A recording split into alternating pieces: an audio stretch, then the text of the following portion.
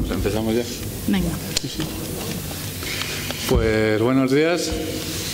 Vamos a empezar la segunda mesa de la mañana, que llevaba por título Desarrollo Rural y Medio Ambiente, y nos acompañan, pues va a hablar en primer lugar Isabel de Gonzalo, que viene de la ONG Mundubat y trabaja en el eje de la soberanía alimentaria. Y nos va a hacer una introducción va a hacer un diagnóstico de la problemática en el mundo rural y la agricultura. Y después va a hablar Jordi Menéndez, que es coordinador de VSF, Justicia Social. Justicia Alimentaria Global. Ha cambiado de nombre. Y que nos hablará sobre alternativas de desarrollo rural sostenible y políticas públicas. Y después pues voy a hablar yo un poco más del tema local, sobre el desarrollo de La Vega y qué alternativas, o sea, un pequeño esbozo de qué alternativas económicas podríamos tener en La Vega. Y sin más, pues le doy la palabra a Isa. Este funciona bien así. Ahí. Bueno, pues buenos días a todas y todos. Muchas gracias por invitarnos y por poder participar en esta mesa. Y bueno, como comentaba Rubén, yo os voy a hablar un poco sobre, bueno, intentar hacer un diagnóstico a grosso modo, porque obviamente las áreas rurales son muy diversas, muy diferentes, y cada una tiene su problemática y sus especificidades, ¿no? Pero bueno, un poco, pues eso, de forma global, entender un poco de dónde vienen las problemáticas a las que se enfrentan las áreas rurales, podríamos decir que a escala planetaria hoy en día, ¿no? Y para hacer este análisis o este diagnóstico es importante hacerlo desde una perspectiva un poco histórica, ¿no? O sea, mirar un poquito para atrás para entender nuestro presente, ¿no? Yo creo que eso es un ejercicio siempre positivo para entender el presente, mirar un poco para atrás, cuál ha sido nuestro pasado. Y en ese sentido, bueno, pues obviamente en los ámbitos rurales ha tenido muchísima influencia el desarrollo del sistema capitalista y el pensamiento económico que va asociado a él. Y bueno, pues un poco la presentación va un poco por esa línea, ¿no? Intentando ver cuáles han sido las causas y los efectos que ha producido el capitalismo sobre las áreas rurales. Después, como decía Rubén también, los compañeros van a aterrizarlo un poco más, a hacer una cuestión un poco más concreta y más local. Entonces, gracias, Rubén. Bueno, de forma sencilla, ya os digo que son procesos muy complejos, históricos, de muchísimo tiempo, pero podríamos hablar de 3 procesos que se han llevado a cabo o que han tenido una influencia muy fuerte sobre las áreas rurales, ¿no? Estos 3 procesos son los que podéis ver en la diapositiva, que son bueno, pues el impulso de modelos de desarrollo urbanizadores, los cambios en los hábitos de consumo y los cambios también en las formas de producción, ¿no? Haciendo formas de producción más industrializadas, mercantilizadas, etcétera, que luego sobre lo que luego hablaremos un poco más en profundidad.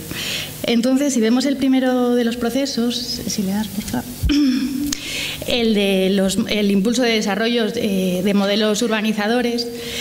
Bueno, creo que aquí es importante hablar sobre una cuestión ideológica, ¿no? De base, que es en la que se basa este tipo de modelos, y es en crear una dicotomía, poner en 2 extremos los ámbitos urbanos y los ámbitos rurales, ¿no? En vez de poder entender o poder fomentar o bueno, analizar los flujos que existen entre los 2 ámbitos y el reconocimiento bueno, pues de esas relaciones y en muchos casos de una necesidad, sobre todo de las áreas urbanas con respecto a las rurales, en lugar de hacer eso se ha colocado en extremos opuestos, ¿no?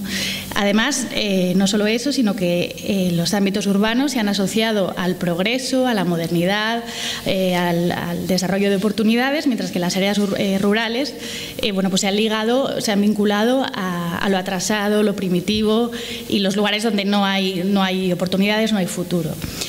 Además, entendiendo este progreso del que hablábamos, que se sitúa en la parte urbana, entendiéndolo de una forma única y bueno, pues también asociada al pensamiento económico convencional y hegemónico, ¿no? El que se supone que es el único modelo del que partimos y que está asociado también al crecimiento ilimitado, a la acumulación de bienes y servicios, y bueno, pues es una forma de entender el progreso que entendemos o que creo que no es la única y desde luego ha tenido impactos muy fuertes sobre las áreas rurales y sobre el mundo en general, ¿no? Bueno, como sabemos, ese mismo pensamiento económico del que estábamos hablando ha generado también un sistema agroalimentario que ha potenciado las grandes empresas transnacionales y multinacionales, nacionales y transnacionales, y que ha provocado que de las áreas rurales se estén excluyendo las pequeñas economías campesinas, iniciativas locales que quedan fuera del panorama económico, ¿no? Entonces, esto ha producido, ya os digo, de una forma muy sencilla, explicándolo de una forma muy sencilla, está produciendo una profundización de la pobreza en las áreas rurales. Sumado a ello, hay un paulatino abandono por parte de las administraciones públicas, que yo creo que también es bastante evidente, en cuanto a que hay una disminución de servicios y de infraestructuras públicas en áreas rurales, ¿no? Todo esto que lleva, bueno, pues al final las estrategias que se han puesto en práctica o en marcha por parte de poblaciones rurales para huir, digamos, de la pobreza a la que se han visto abocadas muchas sociedades a escala planetaria, ha sido la inmigración, tanto a áreas urbanas como a otros países.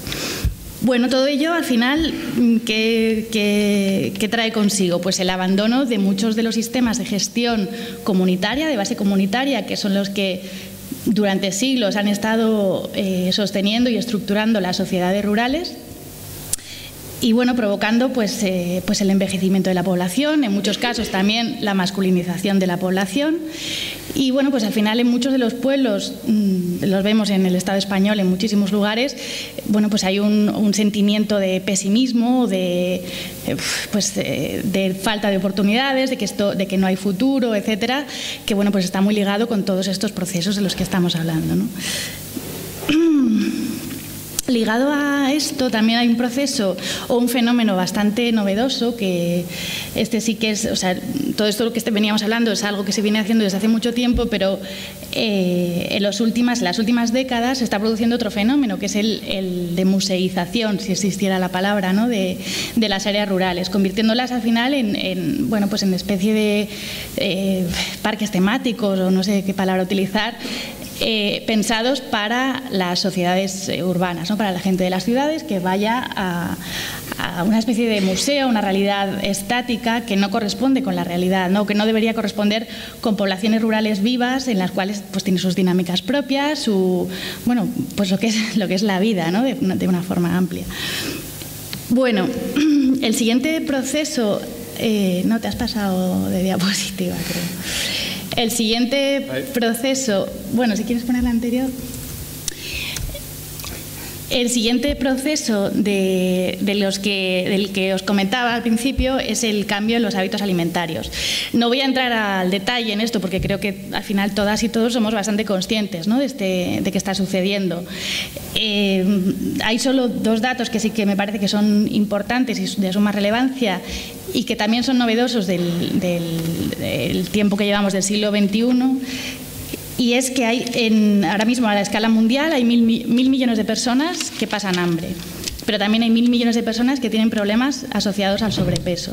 Todo esto pues tiene mucho que ver con esta cuestión del cambio de hábitos alimentarios y tiene mucho que ver con el sistema agroalimentario que tenemos en funcionamiento, ¿no?, entendiendo el sistema agroalimentario de una forma amplia desde el momento de la producción hasta el momento del consumo. Todo esto, bueno, pues ya os digo, este sistema, lo que comentábamos antes, ¿no?, este sistema agroalimentario, en lugar de estar pensado por y para las personas o la naturaleza, está pensado para proteger los intereses del mercado, de las grandes empresas. Bueno, yo creo que sobre el proceso de cambio en los hábitos alimentarios lo tenemos muy claro, muy cercano. En el Estado español se ve muy claramente, o sea, una de las dietas más ricas del mundo, podemos decir, o más variadas, pues está perdiendo también por cuestiones, bueno, pues de tiempo, de conocimiento culinario, de conocimiento de las materias primas. Bueno, creo que es algo bastante conocido. El tercer proceso del que podemos hablar en cuanto a la situación actual de las áreas rurales es el del cambio de los modelos de producción. Las economías y las estructuras rurales tradicionalmente estaban compuestas por pequeñas unidades campesinas, caracterizadas por tener tamaño mediano o pequeño, por tener niveles de autoconsumo bastante elevados, por tener cuotas de externalización muy bajas, porque normalmente la mano de obra que se utilizaba era local, familiar, etcétera. Y bueno, pues eran capaces de gestionar de manera integral los recursos, ¿no? Los recursos que estaban al alcance de estas unidades campesinas. Todo ello supone que eran sistemas económicos bastante autónomos. Aquí quiero hacer un inciso porque hay que tener también cuidado, creo, con una cuestión, ¿no? Y es con la idealización de estas unidades campesinas o de estas formas de estructuración de las sociedades rurales. Lo digo porque es importante mirar para atrás y ver qué es lo que se hacía, ¿no? Cómo se estructuraban estas sociedades, cómo funcionaban, porque realmente tenían cosas muy positivas, como por ejemplo es el equilibrio que existía entre las necesidades de los seres humanos y la naturaleza o el medio ambiente. Pero por otro lado, bueno, pues había cuestiones muy negativas, como por ejemplo, bueno, en las sociedades con un sesgo machista bastante fuerte y también con un sesgo generacional también grave, ¿no? Solía haber un control muy férreo sobre la juventud, o sea, cosas que desde luego no querríamos replicar. O sea, por eso quiero decir que ojo con idealizar estos modelos, no se trata de eso, sí se trata de recuperar ciertas características o ciertas cosas que funcionaban, ¿no? Entonces, bueno, pues dicho eso, este tipo de relaciones económicas y sociales, bueno, son las que servían para, bueno, eran como la base de la socialización y de las economías, ¿no? Como decía antes, eran sistemas bastante autónomos. ¿Qué sucede? Que el capitalismo o los modelos o el sistema capitalista y su pensamiento económico, bueno, pues se le escapaba, digamos, ¿no? No era capaz de entrar ahí. Entonces se pusieron en marcha estrategias que permitieron que todas esas formas campesinas de producción y de desarrollo económico, de relaciones económicas y sociales, pues empezaron a ser cooptadas, digamos, por las estructuras globales económicas, ¿no? Y por tanto, bueno, pues entrar en procesos o en estructuras piramidales de control. Todo esto también creo que lo conocemos todos y todas, sobre texto de la modernización del campo y del aumento de la productividad. Aquí hay una cuestión, creo que nos hemos pasado un poco de la presentación. Bueno, no, dale a la siguiente. Sí, aquí la cuestión de la productividad, ¿no? Quería entrar en este punto porque resulta paradójico que se utilicen este tipo de argumentos hoy en día, cosas que yo creo que ya no nos las creemos tanto, nos parecen bastante inverosímiles, ¿no? Porque realmente, si tenemos en cuenta las cantidades de desperdicio de basura, de comida que se tira a la basura, son enormes. O sea, sabemos ya que la cuestión del hambre en el mundo no es una cuestión de productividad, es una cuestión de justicia social y de acceso a los alimentos, ¿verdad? Por dar un dato, en Europa anualmente se tiran 179 kilos de comida por persona y año. Por lo tanto, es bastante claro que el tema de la productividad, bueno, pues es bastante discutible, ¿no? Y está en bastante tela de juicio, afortunadamente.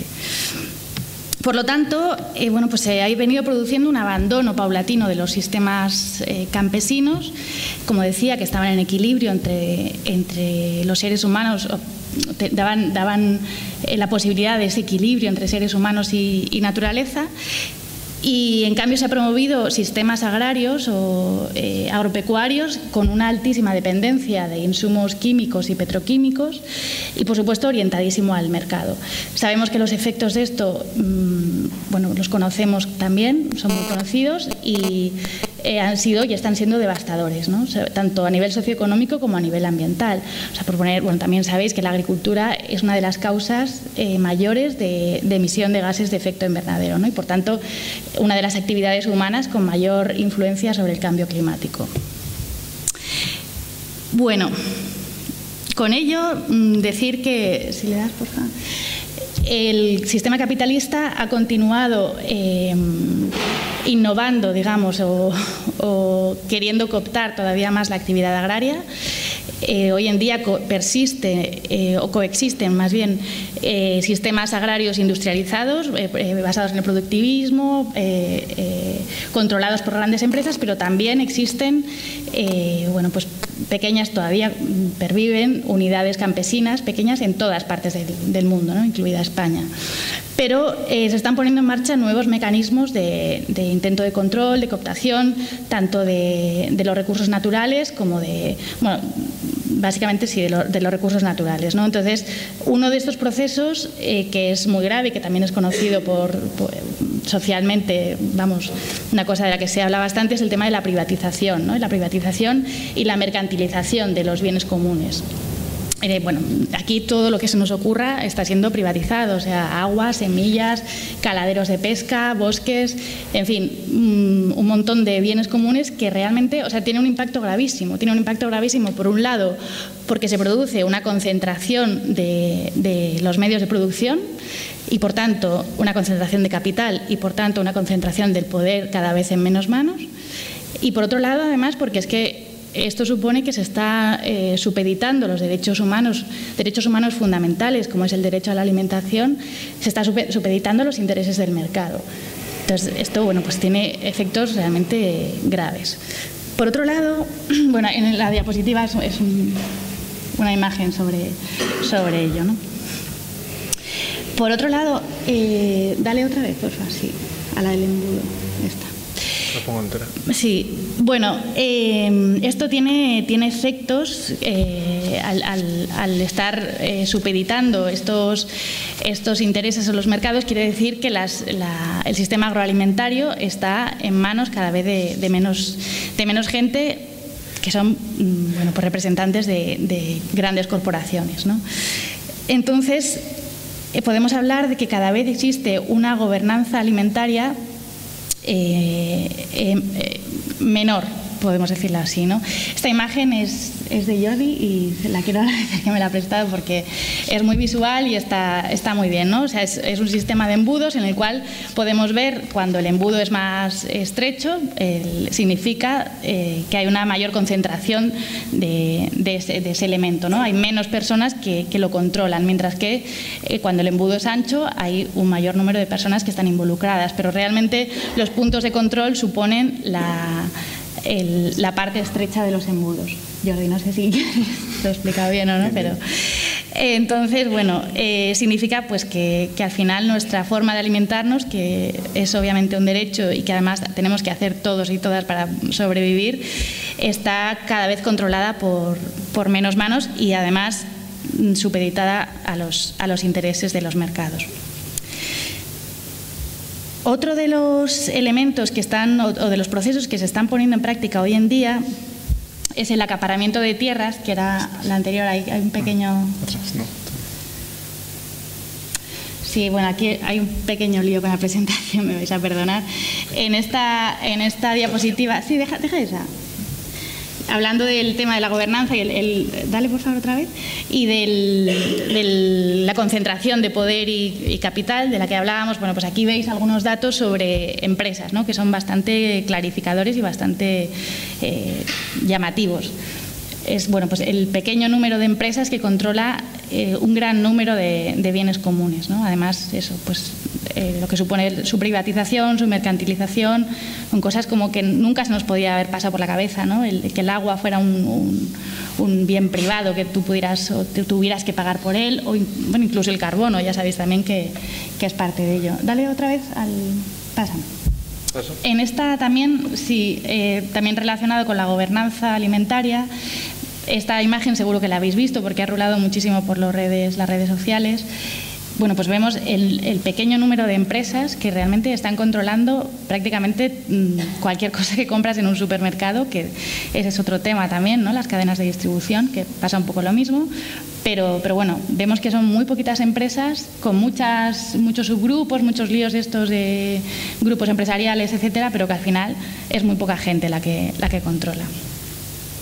Entonces, ahora sí puedes ir a la de acaparamiento de tierras por detrás. Perdón, ahí no sé qué ha pasado. Otro de los fenómenos a los que estamos asistiendo, el anterior, hoy en día es el acaparamiento de tierras, ¿no? Que este es un proceso también con unas repercusiones gravísimas sobre la alimentación, sobre el derecho a la alimentación, que está teniendo lugar en lugares como Asia, África y el continente americano, ¿no? Entonces, ¿aquí qué sucede? Pues que grandes empresas transnacionales están adquiriendo grandes extensiones de tierra en diferentes lugares del mundo con la connivencia de sus gobiernos, ¿no? Y normalmente estas tierras son de uso agrícola, con acceso a riego, y sin embargo las están comprando, adquiriendo para producir, más que todo para la industria, ¿no? Ya sea la industria de los agrocombustibles o otro tipo de industrias petroquímicas. Entonces, dale, porfa. No, a la anterior, la de los agrocombustibles, esta. Esa es otra de las causas, digamos, de cómo está un poco el sistema agroalimentario, ¿no? Que es el impulso de los agrocombustibles, supuestamente impulsados para reducir los efectos de los gases de efecto invernadero y reducir el cambio climático, pero realmente se está utilizando o está teniendo efectos sobre la alimentación, porque muchos de las tierras a escala global, tierras agrarias que normalmente se han utilizado para la alimentación, se están usando ahora para el uso de agrocombustibles, ¿no? Y bueno, pues tiene efectos claramente perjudiciales para los países donde está sucediendo. Después, bueno, hay el proceso de especulación alimentaria, que también aquí los alimentos, bueno, han pasado de ser un derecho a ser una mercancía. Normalmente, nadie pensó que un alimento, por lo menos a mí no me entra mucho en la cabeza, ¿no? El hecho de pensar que un alimento es una mercancía no solo física, sino también para la especulación financiera. El tema de especulación es bastante complejo. Jordi sabe un poco más sobre el tema, no sé si luego le queréis preguntar a él que os explique, pero bueno, se trata de compra a futuros, ¿no? O sea, se compran cosechas de aquí a 7, 10 años y bueno, pues con esas compras a futuro se puede especular, como se está especulando con muchísimas cosas, ¿no? Y al final, bueno, pues son los mercados financieros los que están manejando también nuestra propia alimentación.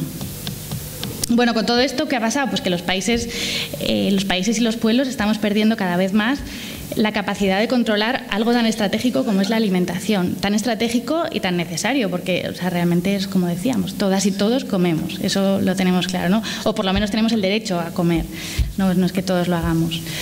Y bueno, pues finalmente nos estamos volviendo dependientes y vulnerables, ¿no? de un modelo que realmente no nos pone a nosotros y nosotras en el centro, sino que está poniendo sus propios intereses en el centro y nosotros estamos ahí un poco a verlas venir. Pero bueno, todo no es tan negativo como acabo de exponer, sino que bueno, pues están también surgiendo estrategias de resistencia y alternativas políticas y sociales a este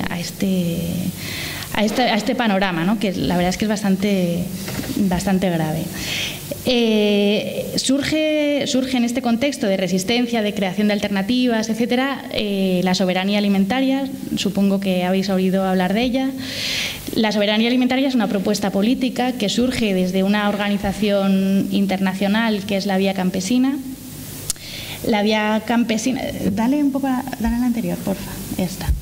La Vía Campesina es una organización, ya os digo, a nivel internacional que aglutina, bueno, pues un montón de organizaciones en un montón de países en todo el mundo. Y bueno, pues en respuesta un poco a al concepto de seguridad alimentaria que podéis ver aquí escrito y que está promovido por las Naciones Unidas y por la FAO, que bueno, pretende ser un concepto que bueno, quiere respaldar el derecho a alimentarse a todas las personas. El problema de este concepto es que no pone en tela de juicio de dónde vienen esos alimentos, quién los produce, cuál es la forma de producirlos, qué impactos ambientales tienen, etcétera. Sin embargo, la la definición o la propuesta que se hace desde la vía campesina, que es sobre la soberanía alimentaria como opción política, ¿no? O sea, digamos que politiza lo que la FAO propone, que era el concepto de seguridad alimentaria, dándole un sentido de justicia, ¿no? O sea, diciendo, está muy bien que todos tenemos derecho a comer, pero además todos tenemos derecho a decidir de dónde vienen nuestros alimentos, qué tipo de alimentos y una serie de factores más que tienen que ver en la producción. De todos modos, bueno, ahí os ponía una definición de soberanía alimentaria, pero es importante también que tengamos claro que se trata de un concepto dinámico, es un concepto que ha ido cambiando, que va cambiando de hecho y que, bueno, pues está vivo, ¿no? O sea, que en cada contexto, en cada lugar se puede modificar, se puede adaptar, se puede actualizar. Luego, bueno, para concluir solamente quería hacer unas pequeñas líneas sobre lo que incluye la soberanía alimentaria, ¿no? Porque os digo que el concepto en sí mismo es dinámico, pero bueno, hay elementos comunes que no se deben perder, ¿no? Y estos os los voy a leer a medida que os los pongo, que incluye la defensa del derecho de todos los pueblos y estados a la participación y definición con autonomía de las políticas alimentarias y agrarias, situando estas al servicio de las personas y no de los mercados. Priorizar la producción agrícola local para alimentar a la población, el acceso del campesinado y de las personas sin tierra a la tierra, al agua, a las semillas, al crédito y a las ayudas públicas. El derecho del campesinado a producir alimentos y el derecho de la ciudadanía a poder decidir lo que quiere consumir y cómo y quién lo produce. El derecho de los países a protegerse de las importaciones agrícolas y alimentarias baratas con dumping social, económico y ecológico. Los precios agrícolas tienen que estar ligados a los costes de producción. Se debe mantener el derecho de cada país o de uniones de países a gravar con impuestos las importaciones baratas. Los países deben comprometerse a mantener la forma de producción campesina sostenible y deben controlar la producción en el mercado interior para evitar excedentes estructurales. El reconocimiento de los derechos de las campesinas que desempeñan un papel esencial en la producción agrícola y en la alimentación. Y priorizar la soberanía y la sostenibilidad alimentaria sobre los intereses comerciales. Bueno, pues hasta ahí mi presentación. Ya os digo, es un tema muy complejo, muy amplio, podríamos hablar de un montón de cosas y hay otras muchas que, bueno, pues requieren un análisis mucho más exhausto del que yo he hecho, ¿no? Pero bueno, para el tiempo que teníamos y para una visión así rápida y global de cómo está el percal, pues hasta aquí podía llegar. Muchas gracias.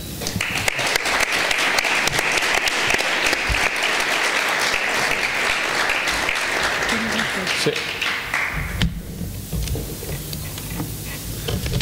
Sigo yo ahora. Como decía Rubén, primero de todo, gracias por la invitación y por poder estar aquí con vosotras y vosotros esta mañana de sábado para poder, bueno, intentar pensar, crear, analizar, ¿no? El modelo alimentario, el desarrollo rural, el desarrollo agrícola, ¿no? Que es lo que estamos en esta mesa concretamente, ¿no? Yo voy a intentar explicar un poco las alternativas que existen a favor del desarrollo rural y local, tanto políticas públicas existentes o qué contenido deberían tener esas políticas públicas y algunas actividades o acciones colectivas, ¿no? No es que tenga la verdad absoluta, yo voy a poner algunas propuestas, podría estar aquí al otro lado y al revés, o sea, no es una batería exhausta y concreta de propuestas, sino que algunas ideas que se pueden complementar con muchas otras que seguro que tenéis.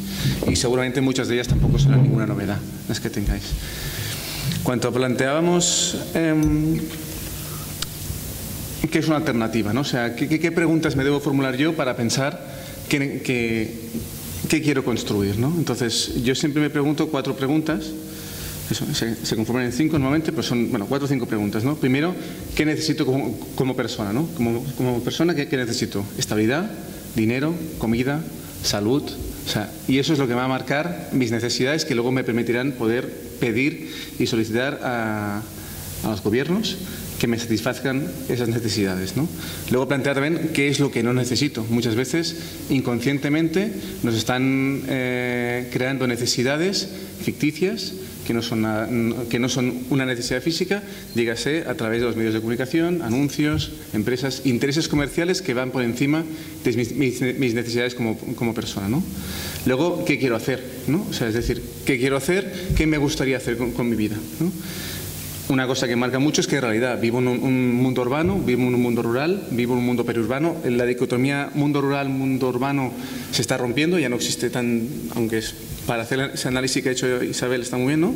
Pero que genera como mucha blanco o negro y hay mucha escala de grises, ¿no? No creo que Cienfuegzuelos sea ni una zona urbana ni una zona rural, ¿no? Es una zona periurbana, semirural, no sé, hay muchas palabrotas, ¿no? Que le vamos construyendo día a día porque nos aburrimos y nos gusta ir creando palabrotas, ¿no? Y la última pregunta que nos debemos formular es ¿a qué estamos dispuestos a renunciar? ¿O a qué estamos dispuestos a ofrecer? Es decir, muchas veces yo quiero muchas cosas, quiero todo y lo quiero todo a mi manera, sin pensar a qué puedo renunciar, sin pensar qué quieren mis compañeros, mis compañeras, sin pensar hasta qué punto realmente es posible lo que yo quiero.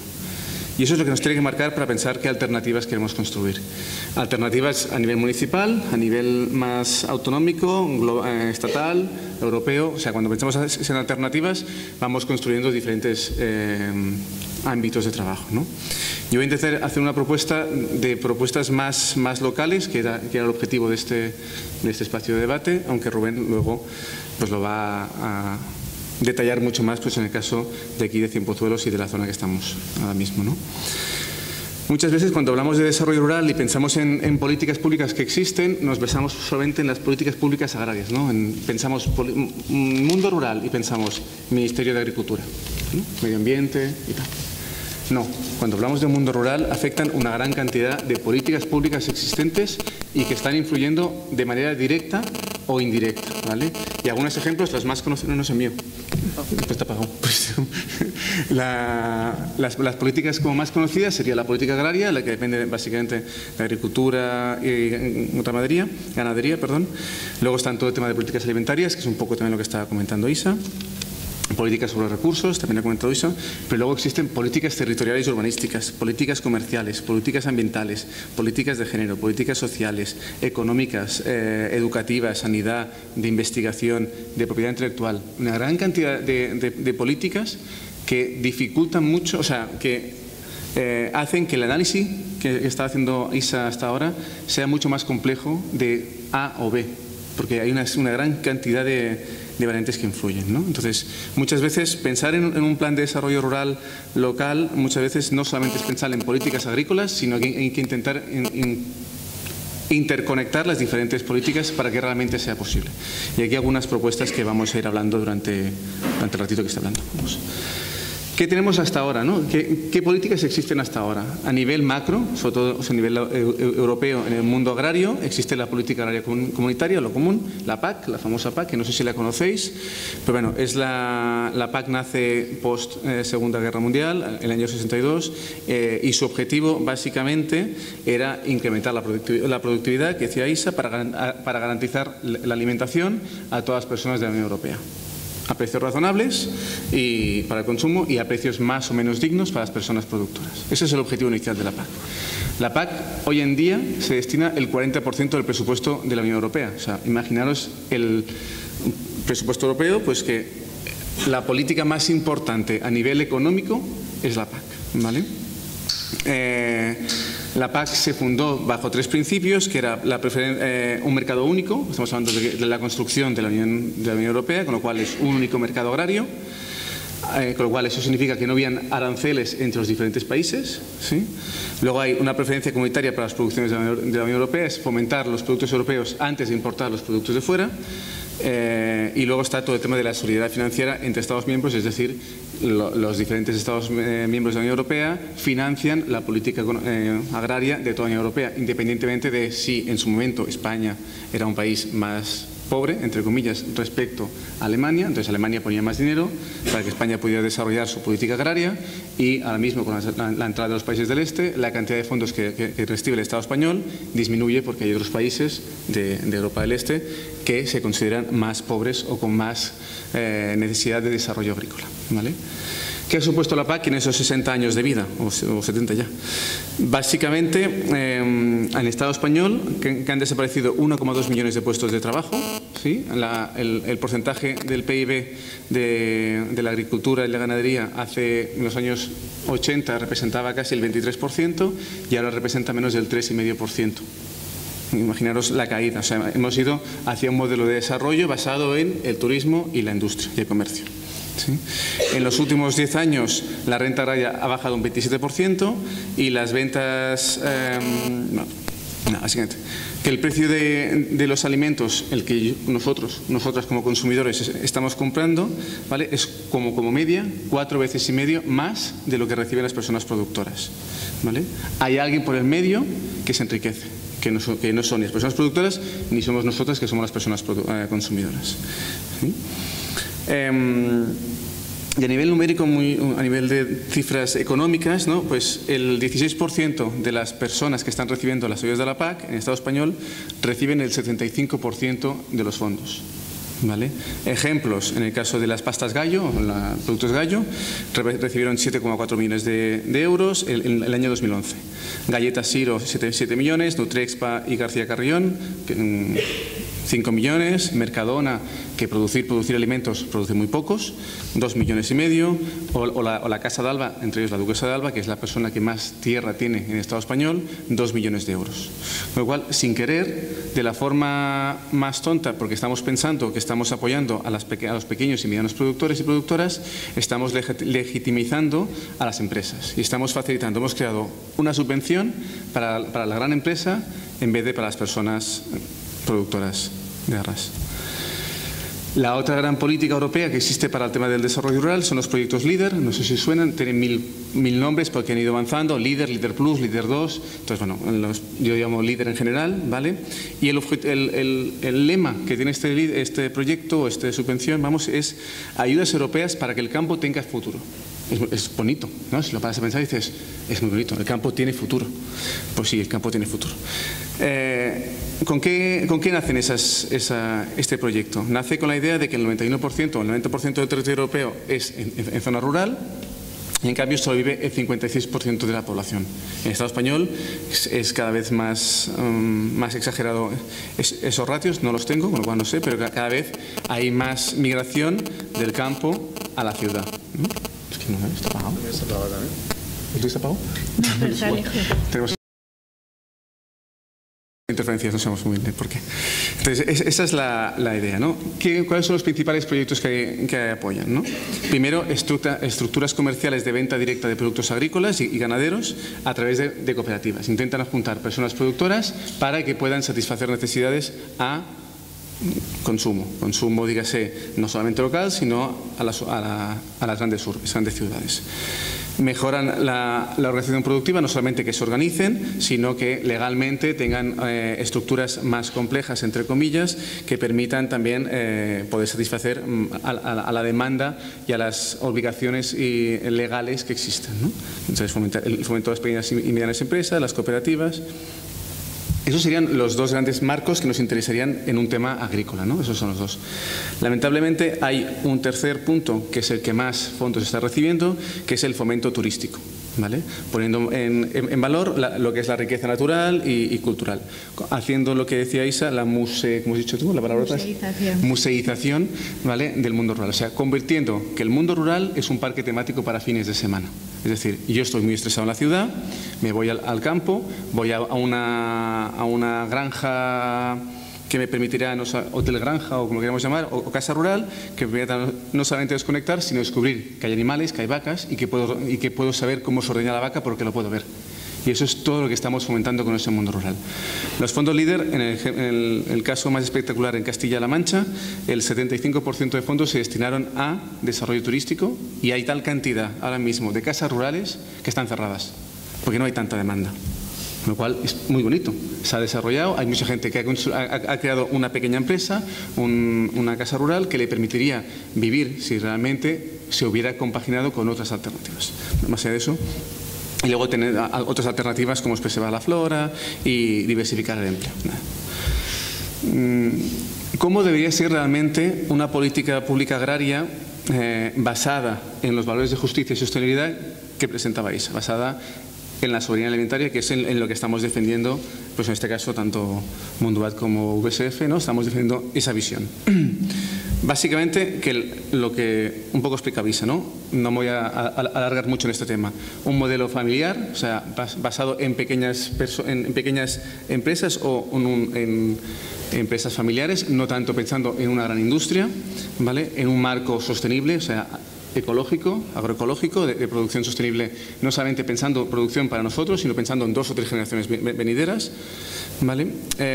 Pensando también en un tema energético, sostenible energéticamente, en un mercado justo y sostenible para las personas que están produciendo, pero para las personas que también estamos consumiendo. No tiene sentido que yo esté pagando 4,5 veces más el precio del producto del que está cobrando la persona productora. Y en el caso de la leche, por ejemplo, en el Estado español, por cada litro, por cada euro de leche que yo me gasto, la persona ganadera está recibiendo entre 1 y 2 céntimos. O sea, hay 98 céntimos que desaparecen por el camino. La persona ganadera no se las queda. Y luego, básicamente, lo que decía también un poco Isa, todo el tema de los transgénicos, una agricultura basada en los conocimientos ancestrales, tradicionales, locales, que no tienen nada que ver con los transgénicos y lo que es la alimentación genética, en este caso, de evolución genética. ¿Vale?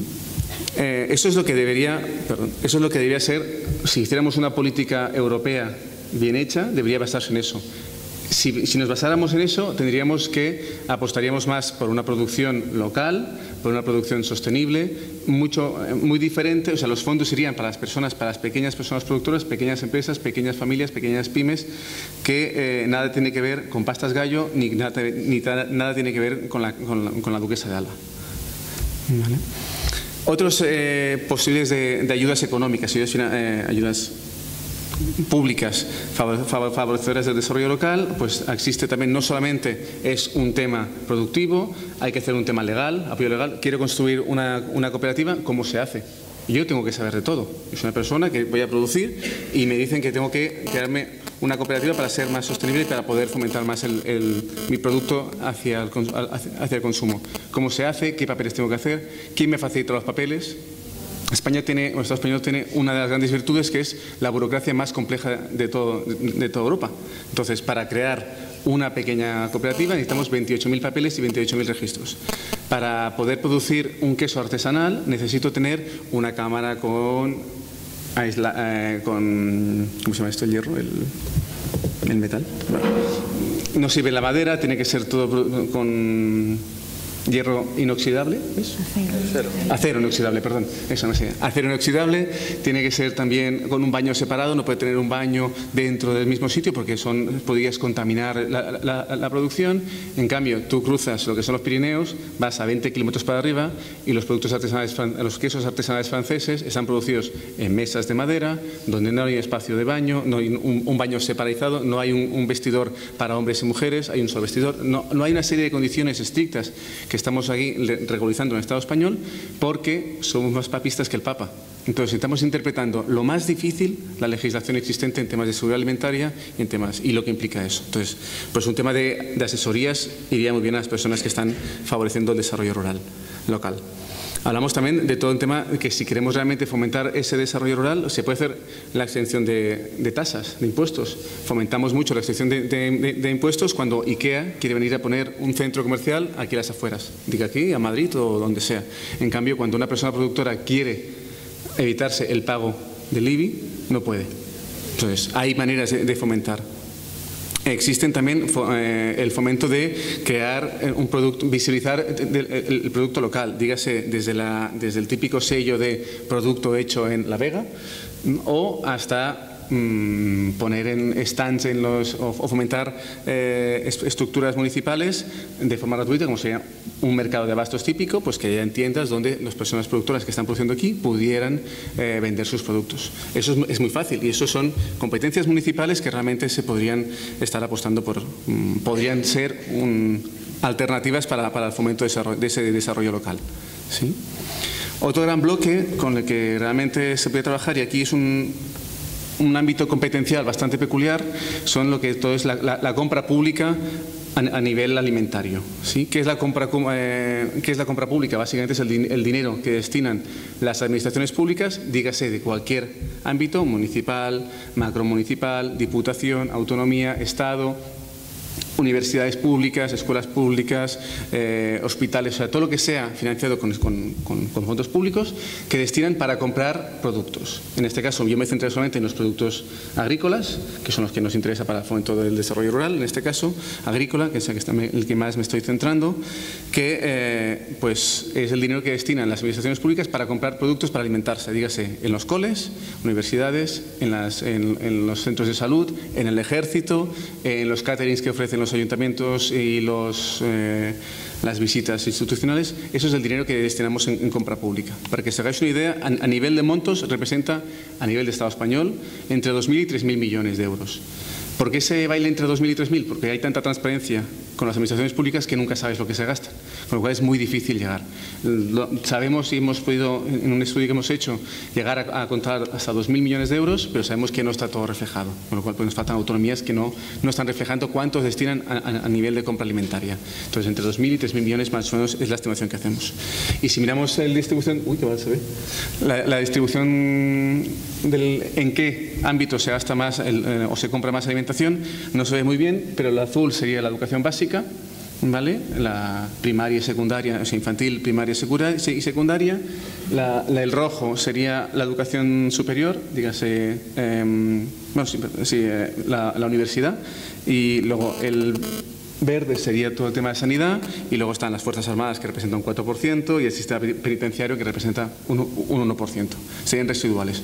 Pero en lo que sería educación, puramente, solamente en educación destinamos el 70% de los fondos que gastamos para comprar alimentos, ¿vale? Que si es 2.000 millones, pues el 70% de 2.000 millones sería 1.400 millones de euros que destinan las administraciones públicas a comprar productos alimentarios para alimentar niños y niñas o jóvenes, ¿vale? ¿En qué nos gastamos el dinero? ¿No? En las administraciones, ¿en qué se gastan el dinero? Pues básicamente, ahí se sabe un poquito mejor, aquí está todo el tema de distribución de diferentes productos y qué cantidad de millones anuales nos vamos gastando. Lo que es más caro, pues nos gastamos más dinero, normal, ¿no? La carne y el pescado y marisco son los productos que son más caros, con lo cual gastamos mucho más dinero. No significa que compramos mucho más, sino que es más caro. Y la patata, que es bastante más barata, pues está bastante más hacia la derecha. Pero, como podéis ver, hay una gran cantidad de productos diferentes que estamos comprando, ¿sí? Y la pregunta sería, ¿vale? Si existe ese dinero, ¿a quién estamos comprando esos productos, ¿no? Si realmente apostamos por un desarrollo local, lo normal sería que lo compráramos a las personas productoras directamente. Eso sería lo ideal de los ideales, ¿vale? En el verde sería lo que es el sector primario, la cantidad de dinero y la cantidad el porcentaje de compras que destinamos o que compran las administraciones públicas en el sector primario directamente. Como podéis comprobar, no llega al 30%. ¿Sí? Que es muy poca cantidad, ¿vale? La gran mayoría lo compramos a través de mayoristas. Lo que hace mayorista es, un mayorista te incrementa el precio, básicamente porque el mayorista también quiere tener beneficios, con lo cual ahí estamos incrementando los precios, ¿sí? Y dices, bueno, ¿cómo estamos en el Estado español comparado con el resto de Europa? ¿Es un tema que solamente pasa en España, ¿no? El que lo compramos a los mayoristas, o es que realmente es un problema europeo y es una oportunidad pues europea que podría existir, ¿no? Y se puede hacer una propuesta de fomento de la compra pública local a nivel pues europeo. Pues como podemos ver, España, que es el último aquí, casi no existe, no llega al 0,7% de las compras, o sea, la compra directa a las personas productoras no llega al 0,7%. Si lo comparamos con países vecinos y culturalmente bastante parecidos, como puede ser un Francia o una Italia, mirad dónde estamos, están alrededor, o sea, están 20 veces por encima de nuestra compra pública local. Con lo cual, no deja de ser de que planteemos esto como una posible alternativa, ¿no? ¿Quién se beneficia? ¿Quién se beneficia de la compra pública? Pues básicamente el 50% de la compra pública de esos 2.000, 3.000 millones de euros se destinan entre 8 o 9 empresas. Con lo cual son caterings, los grandes caterings, ¿vale? El Serviñón y el Compass, el Eures Compass son los más conocidos, o Sodexo, que tienen esos tickets restaurante, por ejemplo, pues todos estos tienen, y aparte son grandes empresas, pero luego tienes dos grupos españoles, el Canto Blanco y el Lauzo Lagún, que también son dos empresas españoles que están repartiéndose el 10% de la compra pública. Como decía Isa, al final son pocas manos que se quedan gran parte del pastel, ¿sí? Dices, vale, ¿qué podría representar para un municipio como Cienpozuelos? Datos que he sacado por internet y no son fiables, con lo cual seguramente hay alguno que esté mal, pero bueno, más o menos. En centros educativos, que yo he buscado por internet así, habían como 4 centros de educación infantil y primaria, ¿vale? 2 institutos de secundaria y 2 centros de educación infantil que son públicos, ¿vale? O había, perdón, por eso digo, yo he buscado uno de infantil. Bueno, pues uno menos, vamos, la parte pública va cayendo. Luego existían también la parte privada, existían también con centros de educación infantil privadas, que son 4, y una formación profesional. Eso lo busqué ayer un momentito por internet, con lo cual, pues os digo, seguramente no son datos muy fiables, pero sí que existen las escuelas universitarias, ¿no? Y luego existen 7 residencias para personas mayores y centros de salud, hospitales. Hay 4 centros de hospitales o centros de salud. Con lo cual, a nivel económico, no sé cuántos menús se reparten aquí, no tengo ni idea. Pero eso se podría contabilizar y eso es una mini investigación bastante rápida de hacer, pero que es una oportunidad de desarrollo local, en este caso, para que realmente Cienpozuelos podría fomentar la agricultura y podría fomentar lo que es el empleo, ¿sí? ¿Cómo se fomenta la compra pública, ¿no? Hay una cosa que es bastante compleja, que es cómo fomentamos la compra pública sin vulnerar el principio de libre circulación de capital y de productos. Dígase que no podemos decir que queremos solamente productos españoles. Eso no podría hacer porque a nivel europeo estaríamos vulnerando ese principio de libre circulación de capital. Con lo cual hay que pensar qué mecanismos son los que nos permitirían hacer ese tipo de compra pública. Es bastante sencillo, ¿vale? Simplemente lo que se necesita es un tema de voluntad política, lo que decía Isa. No, en este caso, si hay una voluntad política, si apostamos por un modelo político pensando en eso, hay un compromiso político, es bastante sencillito. Y es que en los pliegos de condiciones donde se licitan lo que es la compra pública de las escuelas, de los hospitales, de los centros penitenciarios, de los centros, bueno, en este caso, hospitales y escuelas, ¿no? de educación y sanidad, que es donde, o geriátricos, que es lo que hay en Cienpozuelos, pues se pueden poner en los pliegos de condiciones que se puntuará que haya alimentos ecológicos, que se puntuará con X puntos si la proximidad de los alimentos. ¿Y cómo se mide la proximidad de los alimentos? Es bastante difícil. Que sean más frescos. La cantidad de horas que pasan desde que recojo la producción hasta que la sirvo. Es decir, que pase menos de 24 horas, desde que la lechuga sale de la tierra hasta que sirve el plato. Naturalmente, si viene de Rusia, la lechuga no se va a servir. No llegan 24 horas. ¿Sí? Luego, la posibilidad de incluir también en esos pliegos los alimentos de temporada. Época de verano hay tomates, en invierno no hay tomates. ¿Sí? Se puede poner también, aunque es un poco más complicado jurídicamente, es todo el tema de cercanía, que sea de menos de 50 kilómetros, que sea de menos de 100 kilómetros. Si es menos de 50 kilómetros, 10 puntos. Si es menos de 100, 5. Si es más de 100, 0. Tan fácil como eso. El tiempo de transporte, luego están todo el tema de las denominaciones de origen, ¿no? Pues productos de la Vega, que creo que no existe como sello todavía, pero si apostamos también para fomentar un sello de productos de la Vega, pues podríamos hacer. Y luego existe también otra posibilidad, que es ya darle una vuelta más a esa posibilidad, no solamente en la parte productiva, agrícola, sino la dimensión social de la propuesta. Es decir, que sea una empresa que esté generando puestos de trabajo locales. Eso se puede poner. Entonces, es tan fácil como poner, se valorará con 10 puntos las empresas que se presenten que contraten a personas de Cienpozuelos. Y ya está. Entonces, ahí estaríamos fomentando no solamente la parte agrícola, sino también la parte de empleo. Como os decía, todo está muy interrelacionado, las diferentes políticas, con lo cual siempre estamos mezclando unas con las otras. ¿Vale? Otra posibilidad también, o qué otras políticas existirían públicas para fomentar el desarrollo agrícola local, ¿no? En este caso sería todo el tema de los accesos de los recursos productivos, basados básicamente en tierra. Imagino que Cienpozuelos tiene tierras municipales, más o menos explotadas, más o menos útiles, con lo cual se puede fomentar, y luego Rubén también lo va a comentar un poquito más que yo, es que ceder espacios a las personas que tienen esa intención de producir. No confundir con los huertos de ocio, que está muy de moda, que está muy bien. Yo no estoy criticando los huertos de ocio. Pero los huertos de ocio no crean empleo, no crean desarrollo, crean bienestar para las personas que lo están utilizando. Pero estamos pensando ahora en un desarrollo económico local, ¿sí? Entonces, pues fomentar todo el tema de lo que es el tema de la tierra, y no cualquier tierra, sino tierra que tenga agua, que tenga acceso para poder ir. No me sirve que me manden a la otra punta del pueblo donde no hay carreteras. ¿Cómo yo llego allí? ¿Cómo saco mi producto? Y no solamente es el tema de tierra, sino es decir, yo quiero fomentar todo un tema de desarrollo agrícola local, pues ¿cómo acompaño? Porque las personas que vendrán, hay bastantes proyectos ahora mismo de reinserción social, o como lo queremos llamar, y de incluso de inserción de las personas de paro de larga duración en el Estado español. Es decir, fomento, doy tierra a un grupo de gente, pues a ese grupo de gente habrá que enseñarles a producir, porque normalmente son gente que no son agricultores. Habrá que enseñarles también a cómo organizarse, habrá que enseñarles también a cómo se puede vender ese producto, ¿no? O sea, yo estoy muy bien, soy una persona, digo, va, toma Rubén, 2 hectáreas de tierra, espabilate.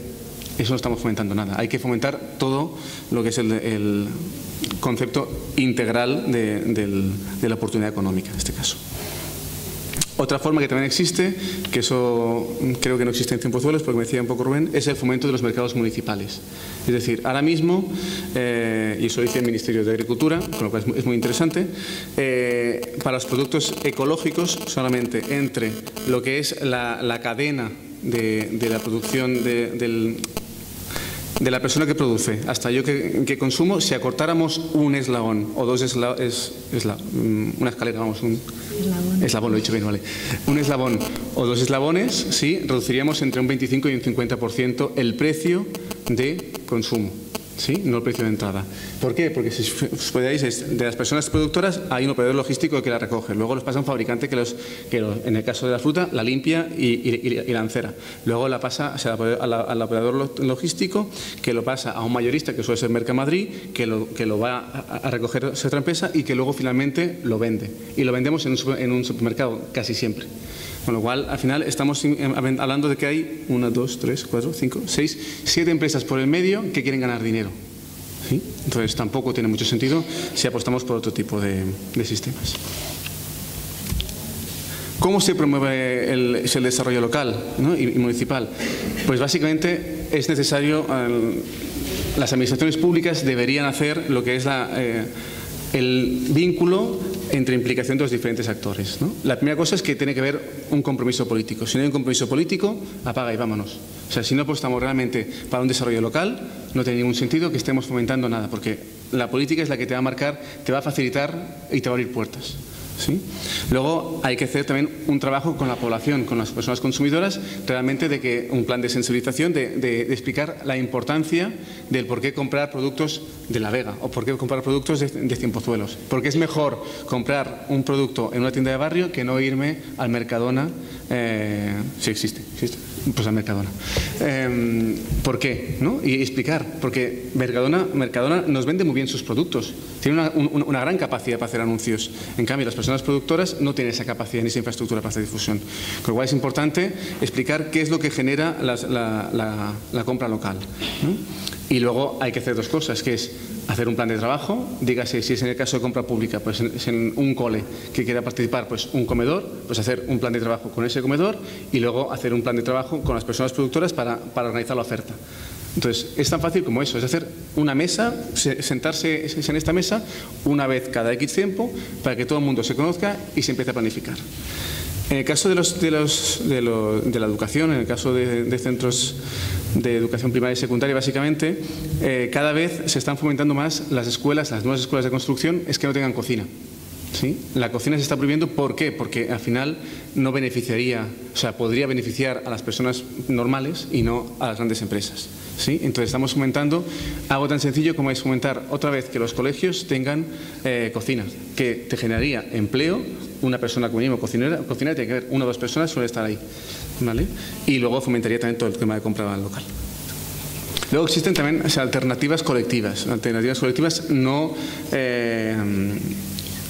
dependientes de la administración pública en este caso, ¿no? Entonces existen, pues, como las alternativas colectivas más conocidas en este caso serían lo que son los grupos de consumo, ¿sí? Un grupo de personas consumidoras que se unen para producir a 1 o X productores basados en, pues en este caso, en tiendas de calidad, en temas de ideología política, pero también suelen ser productos ecológicos, la gran mayoría de ellos, productos locales, fomento del desarrollo local, ¿vale? Entonces, básicamente es eso. Los motivos, hay primero el tema más ideológico, ¿vale? El segundo, que es apostamos por un modelo alimentario que no maximiza el beneficio de las empresas, sino las personas, o sea, pensando más en las personas, sino en las empresas, que es más sostenible, y mucha gente quizá no tan idealizada políticamente, como son mis padres, con todo cariño para ellos, es la calidad de los productos. No es lo mismo un tomate que viene de un grupo de consumo a un tomate que compran en el Mercadona. Y eso es tan fácil de enganchar a la gente como eso. Es decir, prueba ese tomate. ¿Hay diferencia? Sí, ya está. Plantéate el porqué. Otras acciones colectivas existentes, pues está todo el tema de las universidades del saber. Hay 1000 formas de hablar del tema de las universidades del saber, pero básicamente son espacios para compartir conocimientos, ¿sí? Entonces existen aquí desde las universidades populares, a nivel más del mundo rural, la Universidad Rural Paulo Freire o la Escuela Campesina o programas de campesino, que todos ellos tienen el mismo principio, es decir, el conocimiento no viene de la universidad, viene de nuestra experiencia. Y yo sé tanto como persona productora, no es mi caso porque no soy productora, pero yo sé tanto como persona campesina como alguien que me viene de la universidad, que ha aprendido que para sembrar tomates hay que hacer 4 surcos. Pues solamente con mi experiencia puedo aprender mucho más y puedo compartir mucho más que no que alguien que viene de la academia, ¿sí? Y termino ya con esto, ya le dejo a Rubén, todo el tema de ventajas que tiene la promoción del desarrollo local, ¿no? y rural en los municipios, ¿vale? Primero, que los precios sean dignos para las personas productoras y las personas consumidoras. Acortamos lo que son las distancias para las compras de proximidad, como los de circuito corto. Proximidad tiene que ver básicamente en los kilómetros y circuito corto es en la cantidad de intermediarios que hay. O sea, las dos cosas servirían. Entonces, estamos fomentando que al haber menos intermediarios hay menos gente que se quiere beneficiar, con lo cual, en este caso, la persona productora puede incrementar el precio y hasta un precio digno para mí como persona consumidora. Se genera empleo. Hay un estudio que no lo digo yo, que es el New Economics Foundation de Inglaterra, que dice que por cada euro de invertido en circuitos cortos se generan 2,5 euros en la economía local. Y todo el tema de puestos de trabajo, lo mismo. El mismo estudio dice que los sistemas locales generan el doble de empleo que el trabajo de la gran distribución. O sea, es decir, viene Mercadona es una gran inversión, va a generar 50 puestos de empleo. Esos 50 puestos de empleo reducen a 100 puestos de empleo, según ese estudio hecho en Inglaterra, la cantidad de puestos de tiendas locales o de otras alternativas locales. Y bueno, pues todo el tema de dinamización de los territorios, menos efectos de contaminación, todo el cambio climático, los alimentos recorren menos kilómetros, es un tema lógico, ¿no? Menos consumo de petróleo. En el caso, ya haciendo un poco más saltos cuánticos, digo yo, o sea, en el caso más pedagógico es mucho más fácil hablar de la importancia que tiene la agricultura local que no hablar de la importancia que tiene un supermercado. A nivel pedagógico es mucho más interesante. A nivel de cultura gastronómica es mucho más interesante. Y relacionando un poquito con lo que decía Isa, en teoría si apostamos por productos locales, habría una reducción del hambre mundial, entre comillas, porque había menos gente, menos personas en América Latina, Asia y África que estarían pensando para exportar productos, sino se podría quedar la comercialización para ellos mismos. Y luego existiría también todo un tema de pobreza mundial, teniendo en cuenta que el 70% de las personas pobres, según las Naciones Unidas, son personas productoras de alimentos, que es una contradicción. Producen alimentos, pero en cambio se mueren de hambre. Entonces, esos serían saltos más difíciles de entender, pero bueno, que existiría también la posibilidad. Y ya con eso ya lo dejo aquí. Pues,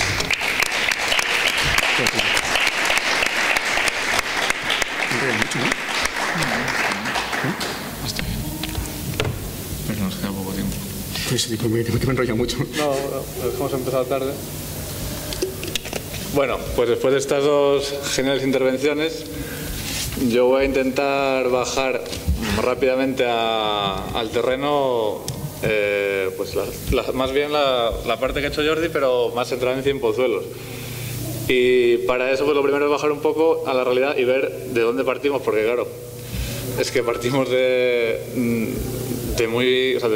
O sea, la agricultura agroindustrial está tan ahora mismo en el ADN de Cienpozuelos que es muy difícil imaginarse, o sea, no es difícil imaginárselo porque yo me lo imagino y mucha gente de los que estamos aquí también, pero que nos queda mucho trabajo por delante para hacer una alternativa agraria en Cienpozuelos, ¿no? Porque voy a dar unos pocos datos así rápidamente. Vale. ¿Ahí mejor? Vale. Con dos. Protagonismo máximo. Bueno, pues un poco la Vega en cifras, ¿no? Rápidamente es un poco analizar los últimos años, bueno, los últimos más 20 años de la agricultura en Cienpozuelos. Pues, bueno, lo primero, los datos están sacados del Instituto Nacional de Estadística, que cada 10 años hace un censo agrario a nivel de Estado, municipio por municipio, y he sacado casi todos los datos de ahí. Pues en el año 89 teníamos 3.200 hectáreas de superficie agrícola y ahora estamos en 2.300. O sea, en 20 años hemos perdido 1.000 hectáreas de superficie agrícola, que es un 27% de la superficie agraria útil. Luego, lo que es más preocupante, claro, para hacer una alternativa sostenible agrícola, lo primero es que tengamos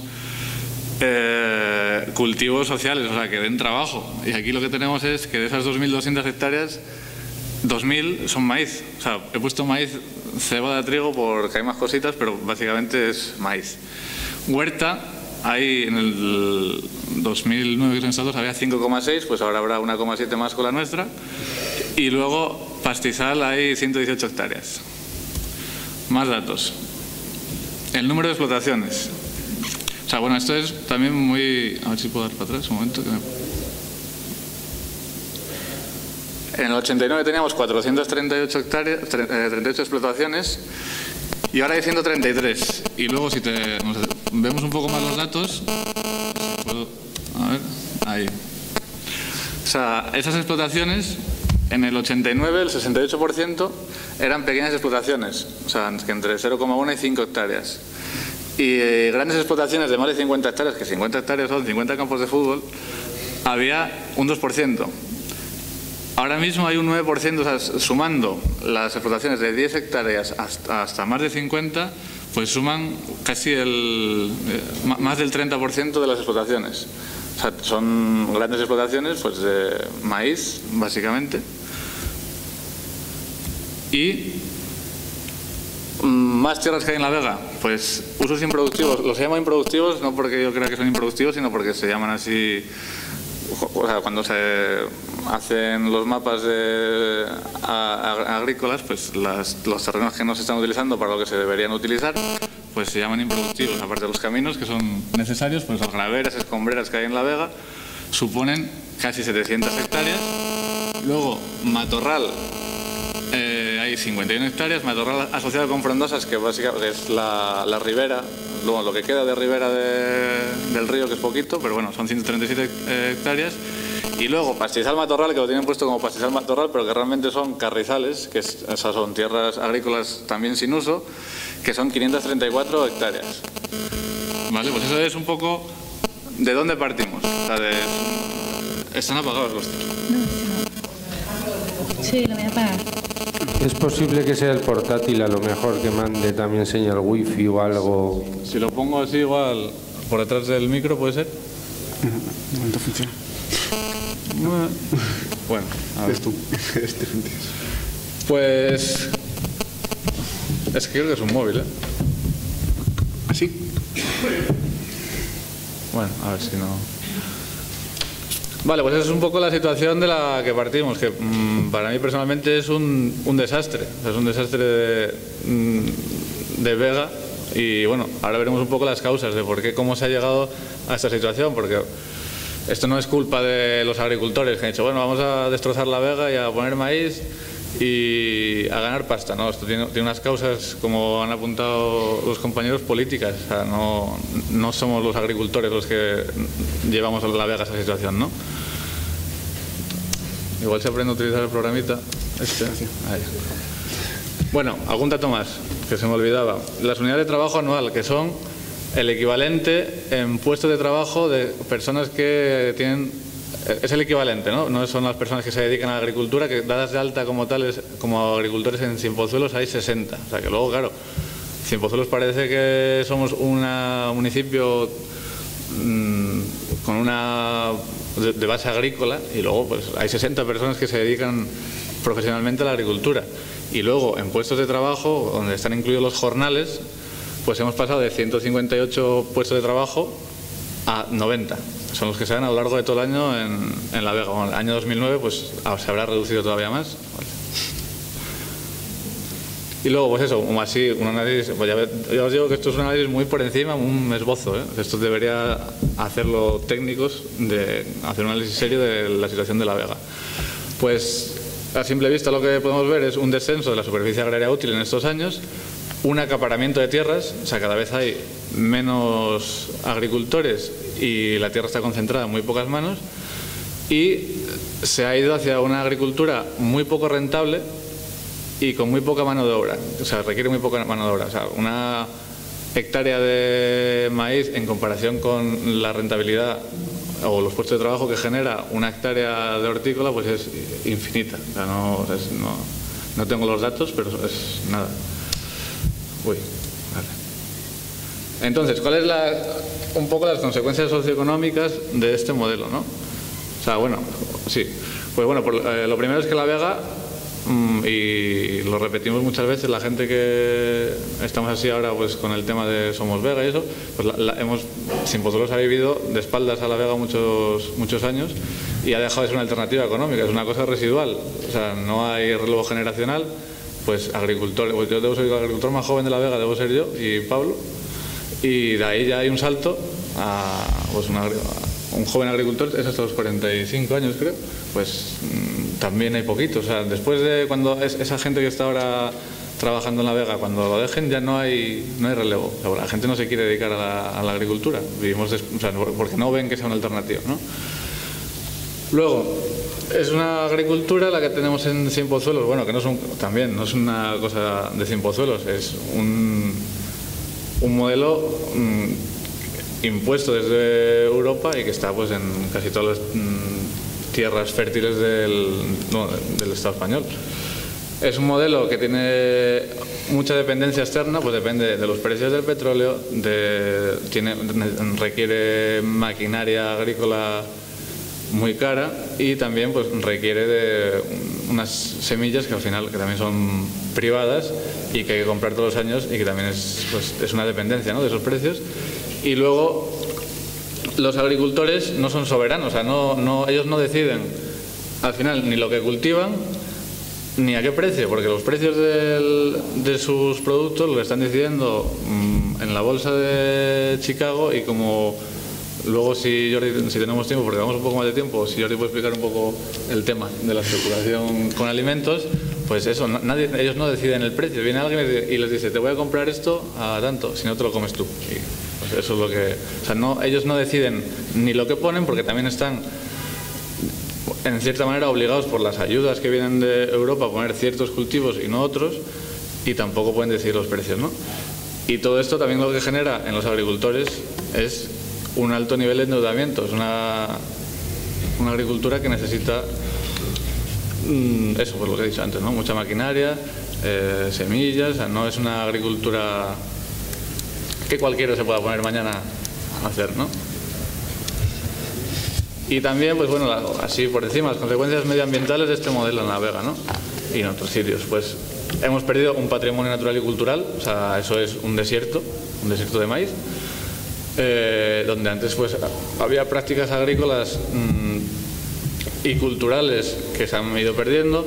El poner el mismo cultivo durante decenas de años como se lleva un agotamiento de los suelos, porque los suelos no descansan y llegará un día pues que dejan de dar, no harán ni maíz ni otra cosa porque ya estarán agotados.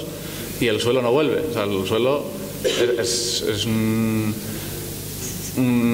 factor de producción limitado. O sea, cuando se acaba el suelo, tú cuando extraes cosas del suelo, luego si no las repones, pues no vuelven, o sea, se agotan y se acabó. También estamos contaminando principalmente por nitratos de la fertilización inorgánica las aguas. Yo de esto no sé, pero ayer se estuvo hablando de un acuífero bastante importante que hay debajo de Cienpozuelos y pues que se está contaminando, y el propio río también se contamina por la infiltración de los nitratos, y luego una pérdida de biodiversidad agrícola y silvestre. Sobre todo, bueno, estamos hablando aquí más de lo agrícola.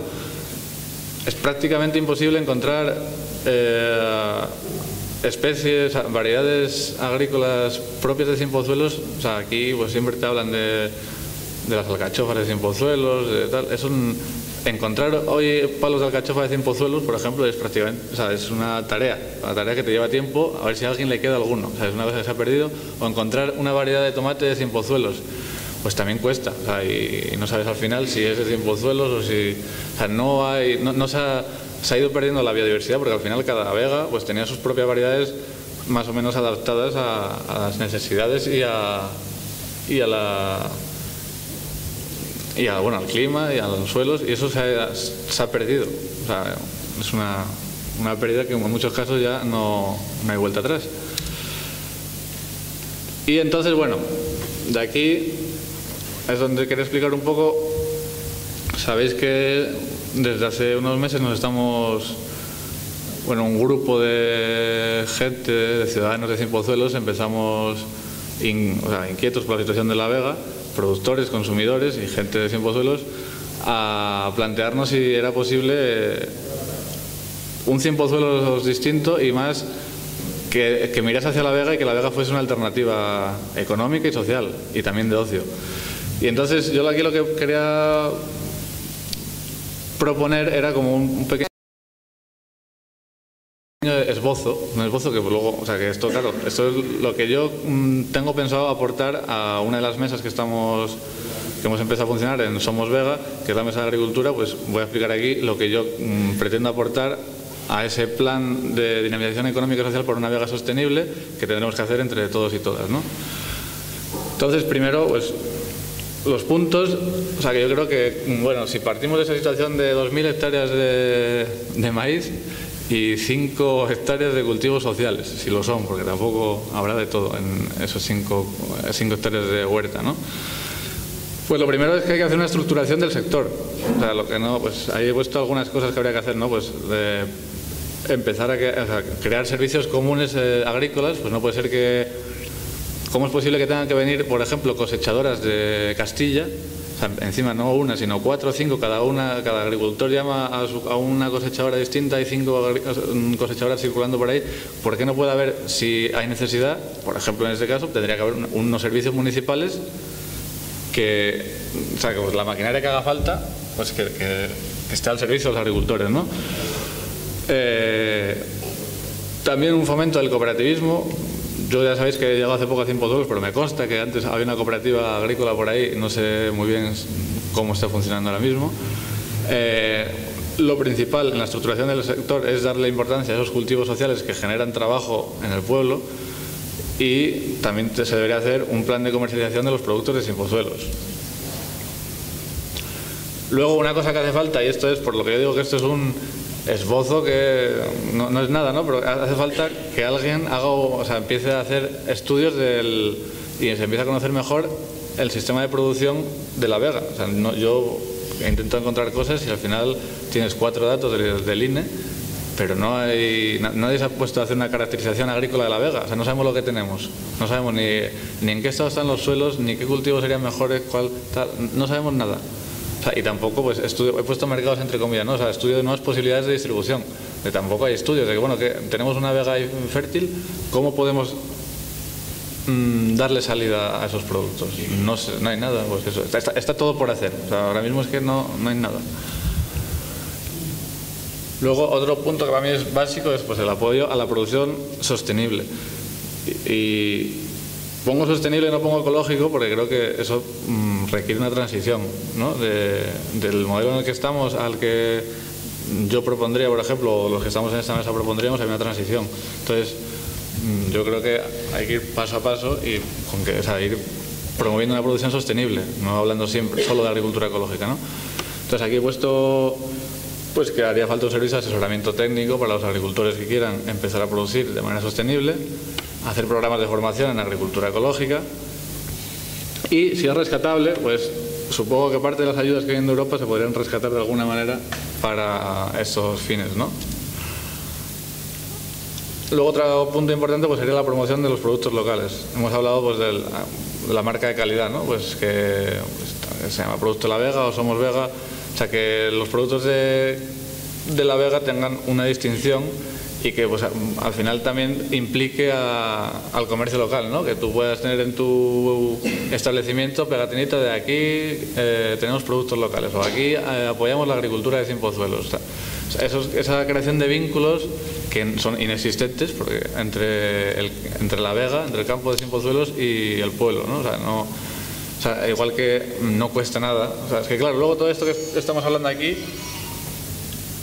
a nivel de presupuestos, en comparación con los datos que estaba dando Javier, es que esto, ¿qué cuesta hacer una feria, un mercado mensual? O sea, no, es ridículo. O sea, ¿o qué cuesta hacer un sello de yo compro de Cienpozuelos? O sea, son cosas que se podrían hacer muy fácilmente y no se hacen. O sea, yo qué sé, pues pienso, por ejemplo, en Titulcia, los fines de semana hay un mercado informal de productores, o sea, que ponen los tractores ahí, o sea, una cosa informal y dices, bueno, aquí hay una necesidad evidente, porque digamos que hay mucha gente que los fines de semana viene a Chinchón a pasar a tomar el aperitivo y el bregún.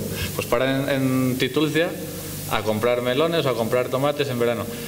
Y nadie ha sido capaz, tanto ahí como aquí, de decir, bueno, vamos a aprovechar ese paso de gente que viene a comprar cosas del campo de Madrid a poner un mercado los fines de semana. O sea, nadie ha sido capaz de hacer eso, que es poner 4 puestos que no valen nada. Pues es que son cosas de sentido común, que es otra cosa que yo siempre digo. Yo lo que defiendo es una agricultura de sentido común. O sea, es que no sé, o sea, no es una cosa no sé, lo veo como muy lógico, ¿no? Otro pasito más, pues es la creación de valor añadido en la propia localidad, o sea, creación de una pequeña industria transformadora que genere valor añadido a los productos de La Vega, ¿no? Y eso pues también pues es una forma de dar trabajo en Cienpozuelos con el apoyo a la creación de cooperativas en transformación, por ejemplo, ¿no? Y entonces, yo aquí lo que he puesto al final pues son las 4 cómo se podría hacer para estos 5 o 6 puntos que he dicho ahora, qué haría falta para empezar a llevarlos a cabo, ¿no? Entonces, lo primero que haría falta es una oficina técnica, que no existe. O sea, tenemos La Vega al lado, en el pueblo, y no hay una oficina que asesore a los agricultores. ¿Y cuáles deberían ser las funciones de esa oficina técnica, ¿no? Pues lo primero, una caracterización agrícola de La Vega y del sector, que no existe, dar asesoramiento técnico general a los agricultores, también económico y administrativo, un plan para hacer una transición a esa agricultura sostenible y que da trabajo, ¿no? Pues que la gente que quiera cambiar su forma de producción tenga alguien que le diga cómo puede empezar. También debería fomentar y promocionar la agricultura ecológica y la producción agraria sostenible.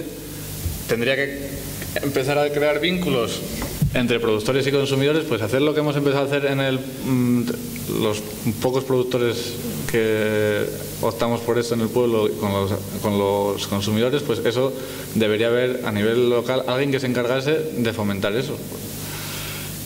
Y luego, sin caer en lo que tanto Isa como Jordi han comentado antes, ¿no? De que esto no va a hacer parques temáticos de la agricultura y lo bien y qué bonito era cuando la gente vivía del campo, pero sí se puede hacer un cierto aprovechamiento del turismo a través de la agricultura, ¿no? Tanto el tema gastronómico como enseñar lo que se está haciendo. Pues hay gente que le interesa, o sea, digamos que lo agrario siempre, a la gente siempre como que le tira, ¿no? Pues la gente tiene interés en ver cómo funciona la vega, tal, no sé qué, pues se pueden hacer ciertos planes de agroecoturismo sin caer en ser ningún parque temático para que la gente venga a ver cómo se hacía, cómo se vivía antes en el campo. Luego, otra cosa fundamental es hacer un plan de empleo agrario. Y esto es, bueno, pues, he pensado cosas que se podrían hacer, ¿no? Pues un itinerario formativo remunerado en horticultura para desempleados. O sea, no es huertos de ocio para desempleados. Y ni tampoco es poner a la gente, como se ha hecho aquí en el municipio, a poner a los parados a currar en chapucillas, en ñapas. No, vamos a formar a la gente y remunerarla mientras, o sea, por el trabajo que está haciendo mientras se forma, ¿no? Entonces, esto es un ejemplo de cómo se podría hacer un itinerario formativo en horticultura, ¿no? O sea, que pues empezar, o sea, sería una cosa en 4 años en la que tú partes de un huerto el primer año, un huerto de autoconsumo, donde se te forma en lo que es la horticultura. Un segundo año donde tú ya empiezas a utilizar pequeña maquinaria agrícola, se te empieza a dar formación teórica en agricultura ecológica y puedes empezar a hacer cestas o vender a 5 consumidores semanales. Esto, claro, esto se acompaña siempre de una... si son desempleados, pues los que están con el subsidio de 400 euros, pues se debería... digamos, completar esa remuneración hasta un sueldo digno, ¿no?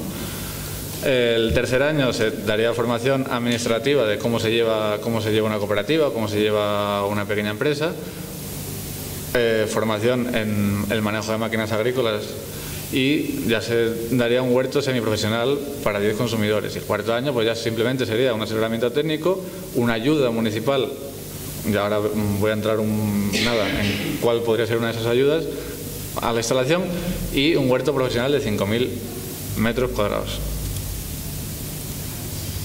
Otra pata importante sería la formación. Aquí lo he hecho así muy por encima, ¿no? Uno es, hay que estudiar los recorridos curriculares que ya existen. O sea, existen en la FP hay una formación profesional en agroecología que por lo menos existía hasta ahora, no sé si la han quitado. Bueno, se puso hace un par de años y supongo que seguirá. Luego también se puede, a través de los colegios e institutos, o sea, la vega es un aula abierta. O sea, las clases de conocimiento del medio, que supongo que no sé si sigue llamando así, pues tenemos una vega ahí para enseñar lo que es la agricultura y lo que es la naturaleza, ¿no? Pues esa creación de vínculos entre los jóvenes y los niños con lo que tienen al lado de su casa, pues me parece que es importante y que también es formación, ¿no? Y luego también la creación de programas formativos para una producción agraria sostenible. O sea, ya no sé, pues porque habría que pensar cómo y de qué forma y estructurarlos, pero sí que debería haber un programa donde la gente que tenga interés, o sea, o la gente que quiera cambiar de esa agricultura industrial a una sostenible y que dé trabajo, pueda, ¿no? Y entonces, ¿qué podría aportar los municipios? Pues lo que estaba apuntando antes Jordi, de los bancos de tierras, ¿no? Los bancos de tierra tienen que ser, hay municipios en los que ya están funcionando. Pues por un lado es una base de datos entre gente que tiene tierra y la quiere ceder a gente que no tiene tierra y quiere hacer algún proyecto de base agrícola, o sea, pequeños proyectos de producción. Pues ahí es una buena manera de poner en contacto a ambos, ¿no? Luego también, y esto no lo he podido mirar, también hay tierras de titularidad pública que se podrían utilizar para estos fines. Y luego, y esto ya es cosa mía, o sea, yo creo que las tierras que no se utilizan, o sea, en un municipio con creo que cercano al 30% de paro, 20 y pico % de paro, las tierras que no se utilizan tienen que gravarse con impuestos. O sea, no puede haber tierra parada ahí porque sí. O sea, o la cedes o la trabajas, o si no, pues no puede estar parado. Entonces yo creo que eso también, de ahí habría que estudiar cómo se pueden hacer cosas. Y luego también las tierras de titularidad pública también son los solares que hay en Cienpozuelos. O sea, que para hacer huertos urbanos, aunque teniendo una vega ahí al lado, pero bueno, que son cosas que se pueden utilizar, ¿no? Y yo con esto acabo, y lo único, pues decir pues una cosa que siempre hablamos entre nosotros, ¿no? Que Cienpozuelos es un pueblo rico. La riqueza que tiene Cienpozuelos ya la quisiesen muchos pueblos de Castilla y de Madrid, y tenemos que aprovechar lo que tenemos ahí. Entonces yo lo que invito a la gente es a participar en esa plataforma ciudadana que hemos creado para darle forma a esto que es un bocetillo, pues ir trabajando y hacer un plan serio, porque vamos, creo que es muy necesario. Y muchas gracias, y ahora pasamos a las preguntas.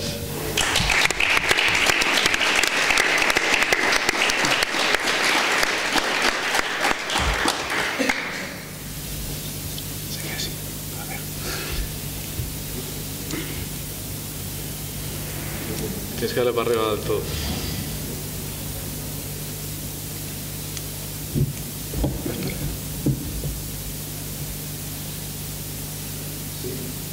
En amarillo, tiene que estar en para arriba del todo.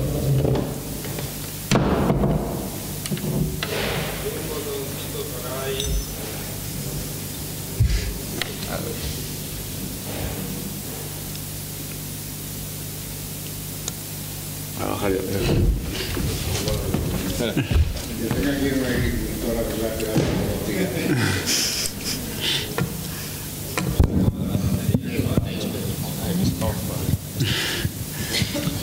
Bueno, lo primero, felicitaros a los tres por la exposición. Me parece que ha sido clara y concisa. Y se me plantean algunas cuestiones, ¿no? La primera, lógicamente, lo que ha planteado Isabel de la dicotomía ciudad-campo, ¿no? Que supongo que de alguna forma estará, si no superada, pero redefinida en algunos ámbitos, ¿no? Y el ejemplo que puso Jordi en esa dicotomía, ¿dónde estaría Cienpozuelos, ¿no? Que creo que es un lugar intermedio. Y luego, a todos en general, algunos proyectos que conozco, como la COP, que supongo que conoceréis, en Suiza y en Italia, que de alguna forma intentaban solventar todos los problemas que habéis planteado de alguna forma, que es unir en un solo proyecto cooperativo producción, distribución y consumo, ¿no? Y desde el ámbito económico pues no le van bien, no le van las cosas especialmente bien. De hecho, tienen pensado cerrar no sé cuántos, no eran supermercados, eran pequeños mercados. Entonces me gustaría saber primero qué opináis de estas iniciativas tipo COP en Italia y en Suiza, y si debido al aparente fracaso que están teniendo, conocéis una modalidad distinta o alguna modalidad que sea como alternativa a estas fórmulas como más tradicionales de producir y consumir. Y bueno, en realidad te hago la pregunta, Rubén, pero lo hemos hablado alguna vez y tal. ¿Cómo se puede, en realidad, cuando la tierra es de propiedad privada, organizar planes que de alguna forma tengan en cuenta esta idea de lo cooperativo, lo sano, lo cercano, la proximidad, la distribución y la venta, ¿no? O sea, planes los hay, lógicamente, hace falta acción política, lo sabemos, pero en el ámbito más micro, más concreto, de convencer a un agricultor que tenga 12 hectáreas de maíz, que requieren eso, plantar maíz y poco más, ¿no? Y luego llamar a la cosechadora para que te lo haga. Cambiar esa lógica por una lógica en la que ya hace falta dedicación, tiempo, un cambio de estructuras, cambio de pensamiento, cambio de modalidades. ¿Cuál es la transición posible en ese ámbito? Si queréis respondo yo con respecto al tema de la dicotomía. Bueno, solamente apuntar, estoy totalmente de acuerdo con lo que comentas y también lo comentaba Jordi, ¿no? O sea, más que ser una descripción de la realidad, que ciertamente no corresponde, ¿no? Y mucho menos hoy en día en muchísimos contextos, quería solamente decir que es una cuestión más ideológica, más de plantearlo así, ¿no? De poder hacer todo ese trabajo que se ha hecho posteriormente, toda esa estigmatización de diferentes ámbitos, aunque realmente sabemos que no es así, ¿no? Y que también lo comentaba, ¿no? O sea, la importancia, o sea, no son espacios estancos, ámbitos estancos, o sea, existe un flujo siempre y aparte que es urbano, que es rural, o sea, estas dicotomías realmente no son reales nunca. Se utilizan para explicar, para estigmatizar, depende, ¿no? O sea, se pueden usar de una forma más positiva y de otras veces de una forma más negativa. Pero sí, estoy totalmente de acuerdo, o sea, ese blanco y ese negro no es real, no corresponde a la realidad. sobre las COP? El tema de las COP es un poco también complejo. COP tuvo un crecimiento muy rápido, seguramente. O sea, empezó algo muy chiquitito y empezó a ser muy ambicioso. Ahí está siempre el límite entre qué es sostenible y qué es crecimiento por crecer, ¿no? O sea, porque al final siempre nos gusta crecer más porque tenemos más, pensamos que contra más crezcamos, más opciones de trabajo, en este caso la COP, más oportunidades de trabajo dábamos a las personas productoras e incluso mejor servicio se daba a las personas consumidoras en este caso. Hubo un crecimiento quizá demasiado rápido, no sé exactamente qué decirte, no conozco en profundidad, o sea, conozco la COP. Si puedes un poco. COP es una especie de cooperativa que se creó en Italia de personas productoras con personas consumidoras para intentar fomentar ese tipo de proyectos, ese tipo de agricultura basada en una agricultura ideológica basada en la sostenibilidad, en la agroecología, bueno, en la ecología, en la calidad de los productos, ese modelo alternativo, lo que sería el modelo basado en la gran distribución. ¿No? Pero une eso, o sea, Italia, bueno, Europa va a 1000 pasos por delante a Estado español en ese tema de acercar personas productoras y personas consumidoras y es muy interesante en el caso de las COP. COP tenía dentro de uno de sus programas es todo el tema de la alimentación escolar, por ejemplo, y se ha conseguido algo muy sencillo, que es una ciudad como Roma, que el 90% de los menús escolares sean de productos locales. Parece una tontería. Pero estamos hablando de que Roma debe ser de tamaño como Madrid, más o menos. O sea, imaginaros que el 90% de los productos de la alimentación servida en los comedores escolares de Madrid fueran de productos de cercanía. Otro mundo sería diferente, ¿no? Entonces, bueno, no sé exactamente el dónde está el tema de la COP. También había todo un tema de importación de algunos productos. O sea, hay una mezcla de muchas cosas hasta donde yo sé, pero tampoco puedo decirte. Sí que es verdad que el crecimiento que ha hecho fue muy rápido y que pasaron de pequeños, de más local a un poco una estructura un poquito más grande, más de cooperativa, un tema más de pequeños establecimientos de venta de productos. Entonces, no sé, yo casi soy más partidario de apostar por lo más, no más pequeño, sino más local, que te permite una cierta sostenibilidad, sin olvidarnos del tema económico, naturalmente, que tenga beneficios. Es un poco complicado, pero sí. Y sobre el tema de cambio de lógica, yo siempre digo una cosa, muy rápido, que se gana la gente por el bolsillo. Simplemente, ya es lo que voy a explicar, sí, Rubén. Esa era una de las cosas que iba a decir, que los agricultores hay que entrarles por lo económico. Es que esto no es rentable, esto sí es rentable. Eso es lo primero. Y luego hay una cosa mucho más profunda, que es el tema de la valorización del trabajo campesino, ¿no? O sea, que parece que los agricultores siempre en los pueblos, o sea, en los últimos años, era el que no sepa dedicarse a otra cosa que sea agricultor, que es lo que le queda. Y entonces, yo creo que una de las cosas por donde hay que entrar es con los jóvenes que vean atractiva la agricultura. O sea, que hablando, pues que la agricultura mole. O sea, entonces para eso hay que hacer que es una de las cosas que nosotros pretendemos, o uno de los objetivos que tiene, por ejemplo, la huerta nuestra, es ser un poco un ejemplo de que la agricultura es dura, ¿vale? Pero que da pie a hacer muchas más cosas. Y no sé, o sea, yo creo que, por ejemplo, la imagen que tienen los jóvenes de agricultura, por ahí se puede trabajar un montón. Y luego que son dos procesos paralelos. Que luego, por un lado está cómo se trabaja con los agricultores, que me parece un tema muy complicado, y de cambio de mentalidad complicado, y bueno, y lo que he hablado antes, ¿no? Es una población envejecida, sin recambio generacional, es una cosa difícil. Y luego está que hay mucha gente que, o sea, el tema del acceso a la tierra, que quiere hacer cosas pero no tiene tierra. O sea, es como, yo no quiero y lo hago porque no me queda otra, y yo no quiero y no puedo. Entonces, por ahí también hay muchas, por eso los bancos de tierra, las sesiones de tierras, que hay gente que quiere ceder tierras. Aquí no sé por qué nunca he preguntado, pero supongo. Y pues eso, básicamente. O sea, me parece complicado trabajar con los agricultores que llevan toda la vida haciendo lo mismo, pero que hay que trabajar con ellos y darles por lo menos en la proximidad del municipio a la alternativa, ¿no? Oye, si quieres hacer un cambio, te apoyamos nosotros. O sea, claro, desde luego, si nadie te apoya, si nadie te viene a decir que hay otra manera de hacer las cosas, pues es difícil que la gente cambie. O sea, una cosa que no he dicho por ahí, ayer le preguntaba a José Antonio, que estuvo contigo mirando los presupuestos, le digo, oye, ¿hay alguna partida agrícola en Cienpozuelos? No, cero. O sea, no hay en los presupuestos municipales no se destina nada a la agricultura.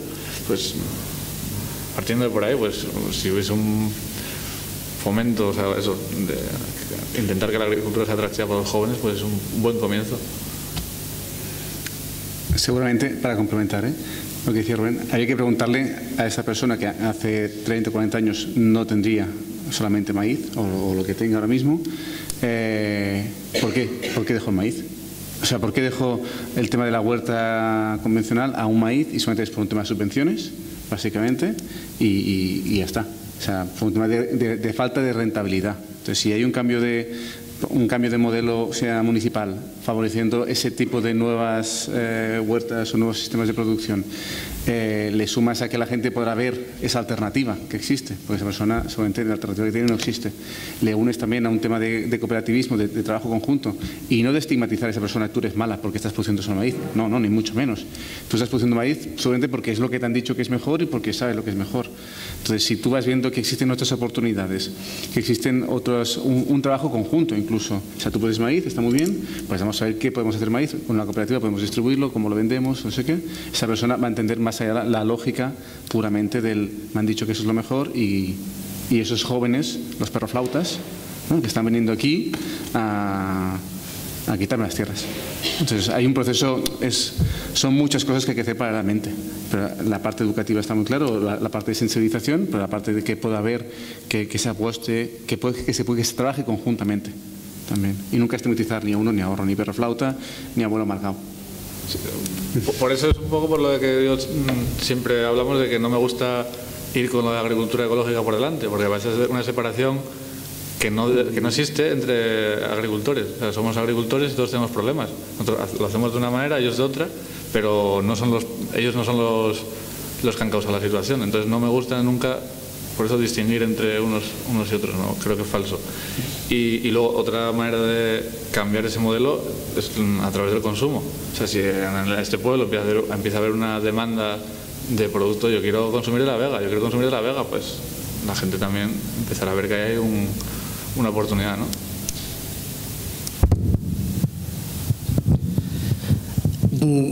Yo he crecido en San Martín de la Vega, donde creo que hay un modelo de explotación agrícola que puede ser fácilmente exportable a cualquier otro sitio.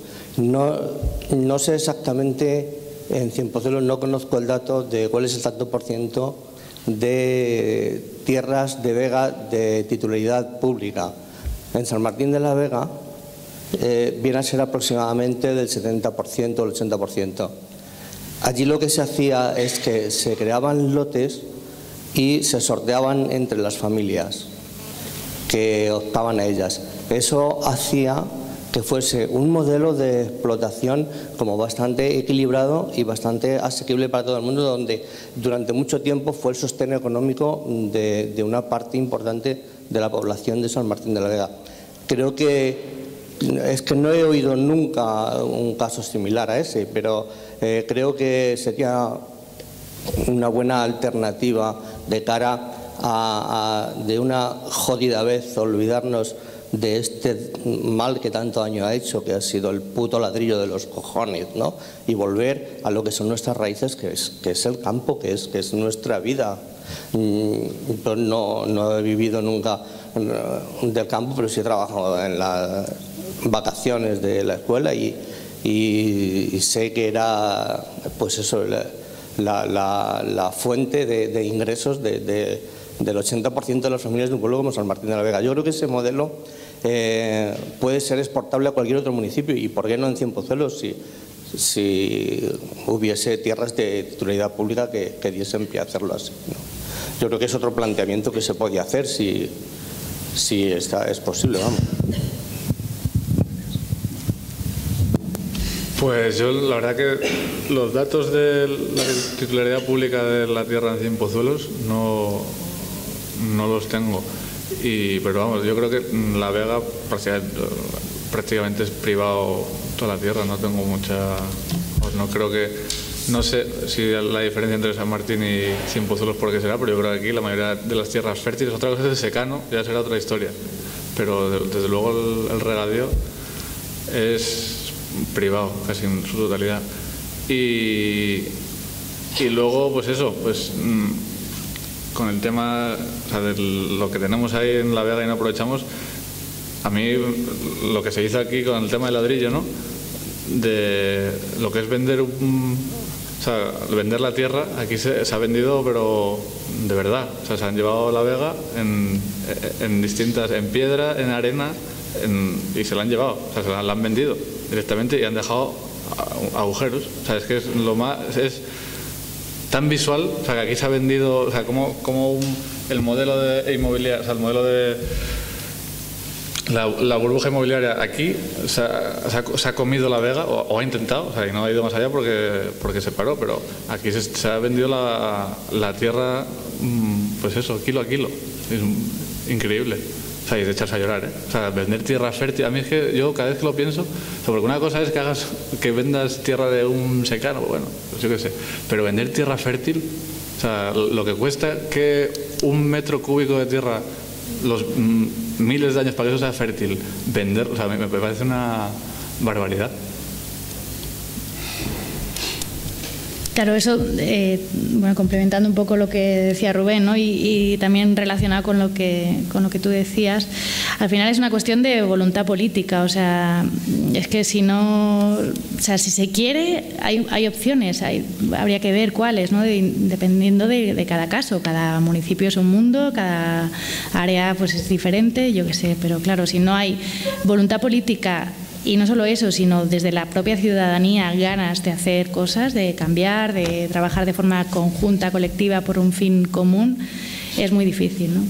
Y lo que comentaba ahora Rubén, el tema pues eso de vender la tierra fértil, pues es que al final es un poco, o sea, va relacionado, ¿no? Ese desprestigio de la producción de alimentos, del trabajo que han estado realizando campesinas y campesinos, agricultores y agricultoras, como los queramos llamar, durante siglos, se ha desprestigiado, o sea, es como que no tiene ningún valor, ¿no? Y se valora mucho más pues otras cosas. Entonces eso también es un trabajo que hay que hacer desde las administraciones públicas, pero también desde nuestra propia ciudadanía, ¿no? O sea, empezar a valorar la producción de alimentos y lo que comemos, que al final es que gracias a eso estamos aquí, porque es como que no fuera así, como que en muchos lugares pues se valora más comerte un paquete de, yo qué sé, de patatas de Matutano o de las que sean, que comerte un bocadillo de chistorra, pues, o de lo que sea, ¿sabes? Entonces, bueno, pues yo creo que es un trabajo que tenemos que hacer de forma colectiva, ya sea desde administraciones públicas como desde la sociedad civil.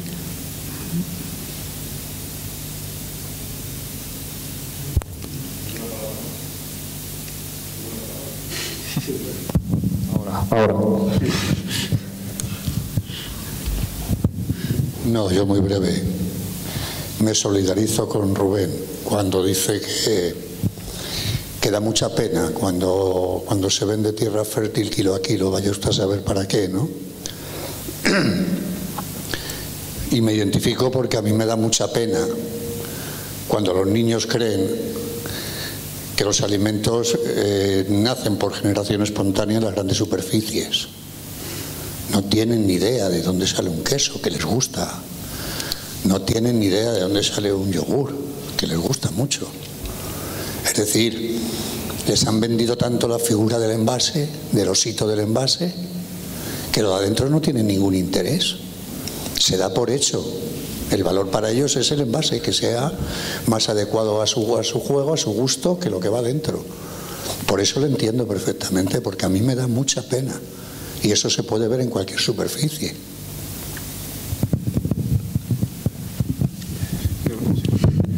Una que tiene mucha razón Emilio con el tema de que los niños no sepan dónde vienen los alimentos. O sea, eso es una estrategia. O sea, que producir una desconexión entre quién lo produce y cómo lo produce y lo que yo consumo. O sea, yo consumo cachos de pollo, pero no sé de dónde viene el pollo. Pues eso, si la gente supiese de dónde viene lo que come, en qué condiciones de explotación se producen esos alimentos, pues yo creo que ya sería un pasito. No es lo mismo no sé, o sea, digamos, no tener la información de qué es lo que estás comiendo, o sea, ya es un paso de decir, bueno, ya me lo pienso, porque detrás de esto hay esto. Pero si yo no sé qué hay detrás de la leche, si no, en vez de yo tener que poner, o yo en este caso no, porque no tengo sello ecológico, tener que poner, esta verdura se ha producido ecológicamente, la gente que produce en condiciones injustas tuviese que poner, de esta leche le hemos dado 1 céntimo al productor y los 99 céntimos restantes me los he quedado yo. Ya igual la gente digo, pues que te lo compre otro, ya se lo voy a comprar al productor directamente. Eso es claro. Es que no solamente le quitan la información, es que le quitan el interés por ella. Es decir, no existe ese interés, se da por hecho algo. Hay que desaprender para volver a aprender.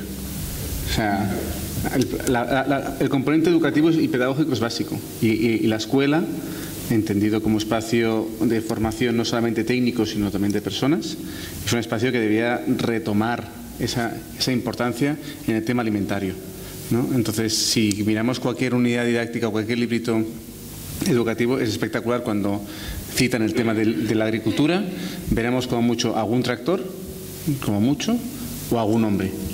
Hemos hecho un estudio, unos proyectos que tenemos que trabaja solamente la parte educativa, y después de mirar 3 o 4 libros de conocimiento del medio, de primaria, básicamente, que es lo que miramos, el tema de la agricultura era industria y mano de obra masculina, ¿sí?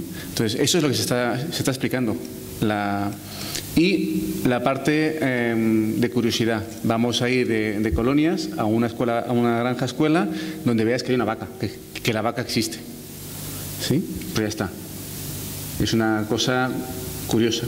Existen vacas, hay cerdos, pero no... Pero es que eso mata el interés por conocer, mata el interés. Pero eso está todo orquestado, está todo orquestado desde la empresa para controlar ese tipo de mercado, ¿no? O sea, lo importante ahora mismo es quitar la importancia al sector primario, básicamente, la parte productora, parte de producción, para que realmente pensemos que nos alimentamos de los productos de las grandes superficies, básicamente, o de los supermercados o de las tiendas de barrio, básicamente, ¿eh?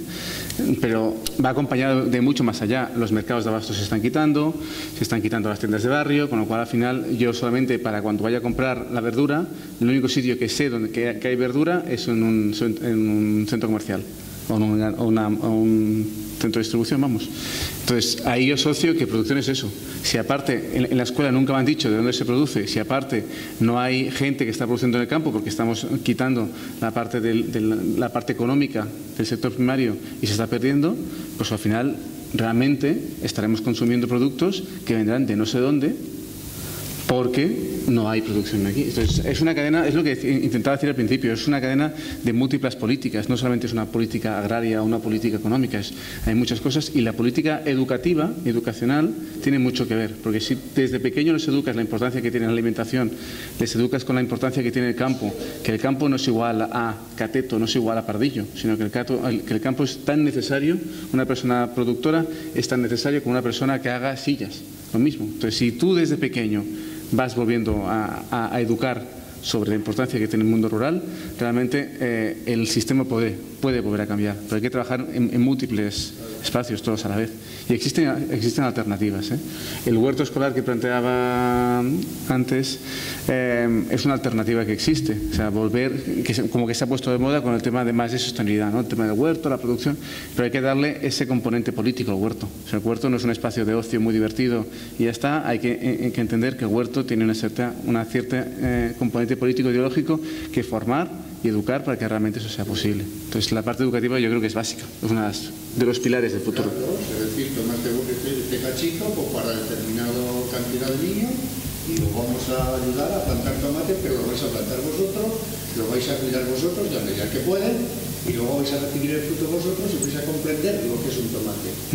Claro, si no, ni manera. Si se lo encuentran en Mercadona, por kilo, como el pienso. Sí. Y se puede rizar el rizo realmente si lo hiciéramos bien, es decir, en vez de contratar a una persona técnica externa, que venga una persona productora o un anciano, un abuelo o abuela de alguien que realmente pueda estar colaborando. O sea, hay mecanismos para volver a conectar ese mundo educativo con la realidad del campo. Y son económicos, eso no estamos hablando de grandes cantidades de dinero. Tierra y alguien, un apoyo técnico. Semillas reales, todo lo demás es ecológico, los reales, y únicamente atención y cariño. Y cuando el niño ve de nada, algo microscópico, pero una mata de tomate, y se come ese tomate y no le sabe como de Mercadona, va a comprender. Hasta que cuando tenga 20 años ya se ha enterado. Claro que es necesario eso. Claro, porque todos los niños ya con 20 años no serán como nosotros. De rama, para ensalada, pienso, de del otro y a comer. Que no tienes idea de lo que comes, ¿eh? Yo no lo sé. No lo sabemos en general. Yo supongo, me creo que está, que es apto para el consumo humano, pero me lo creo. Antes era el gluten para todo, ahora resulta que nada lleva gluten. Me lo creo. Es decir, estoy comiendo pienso, sí o sí. Sí.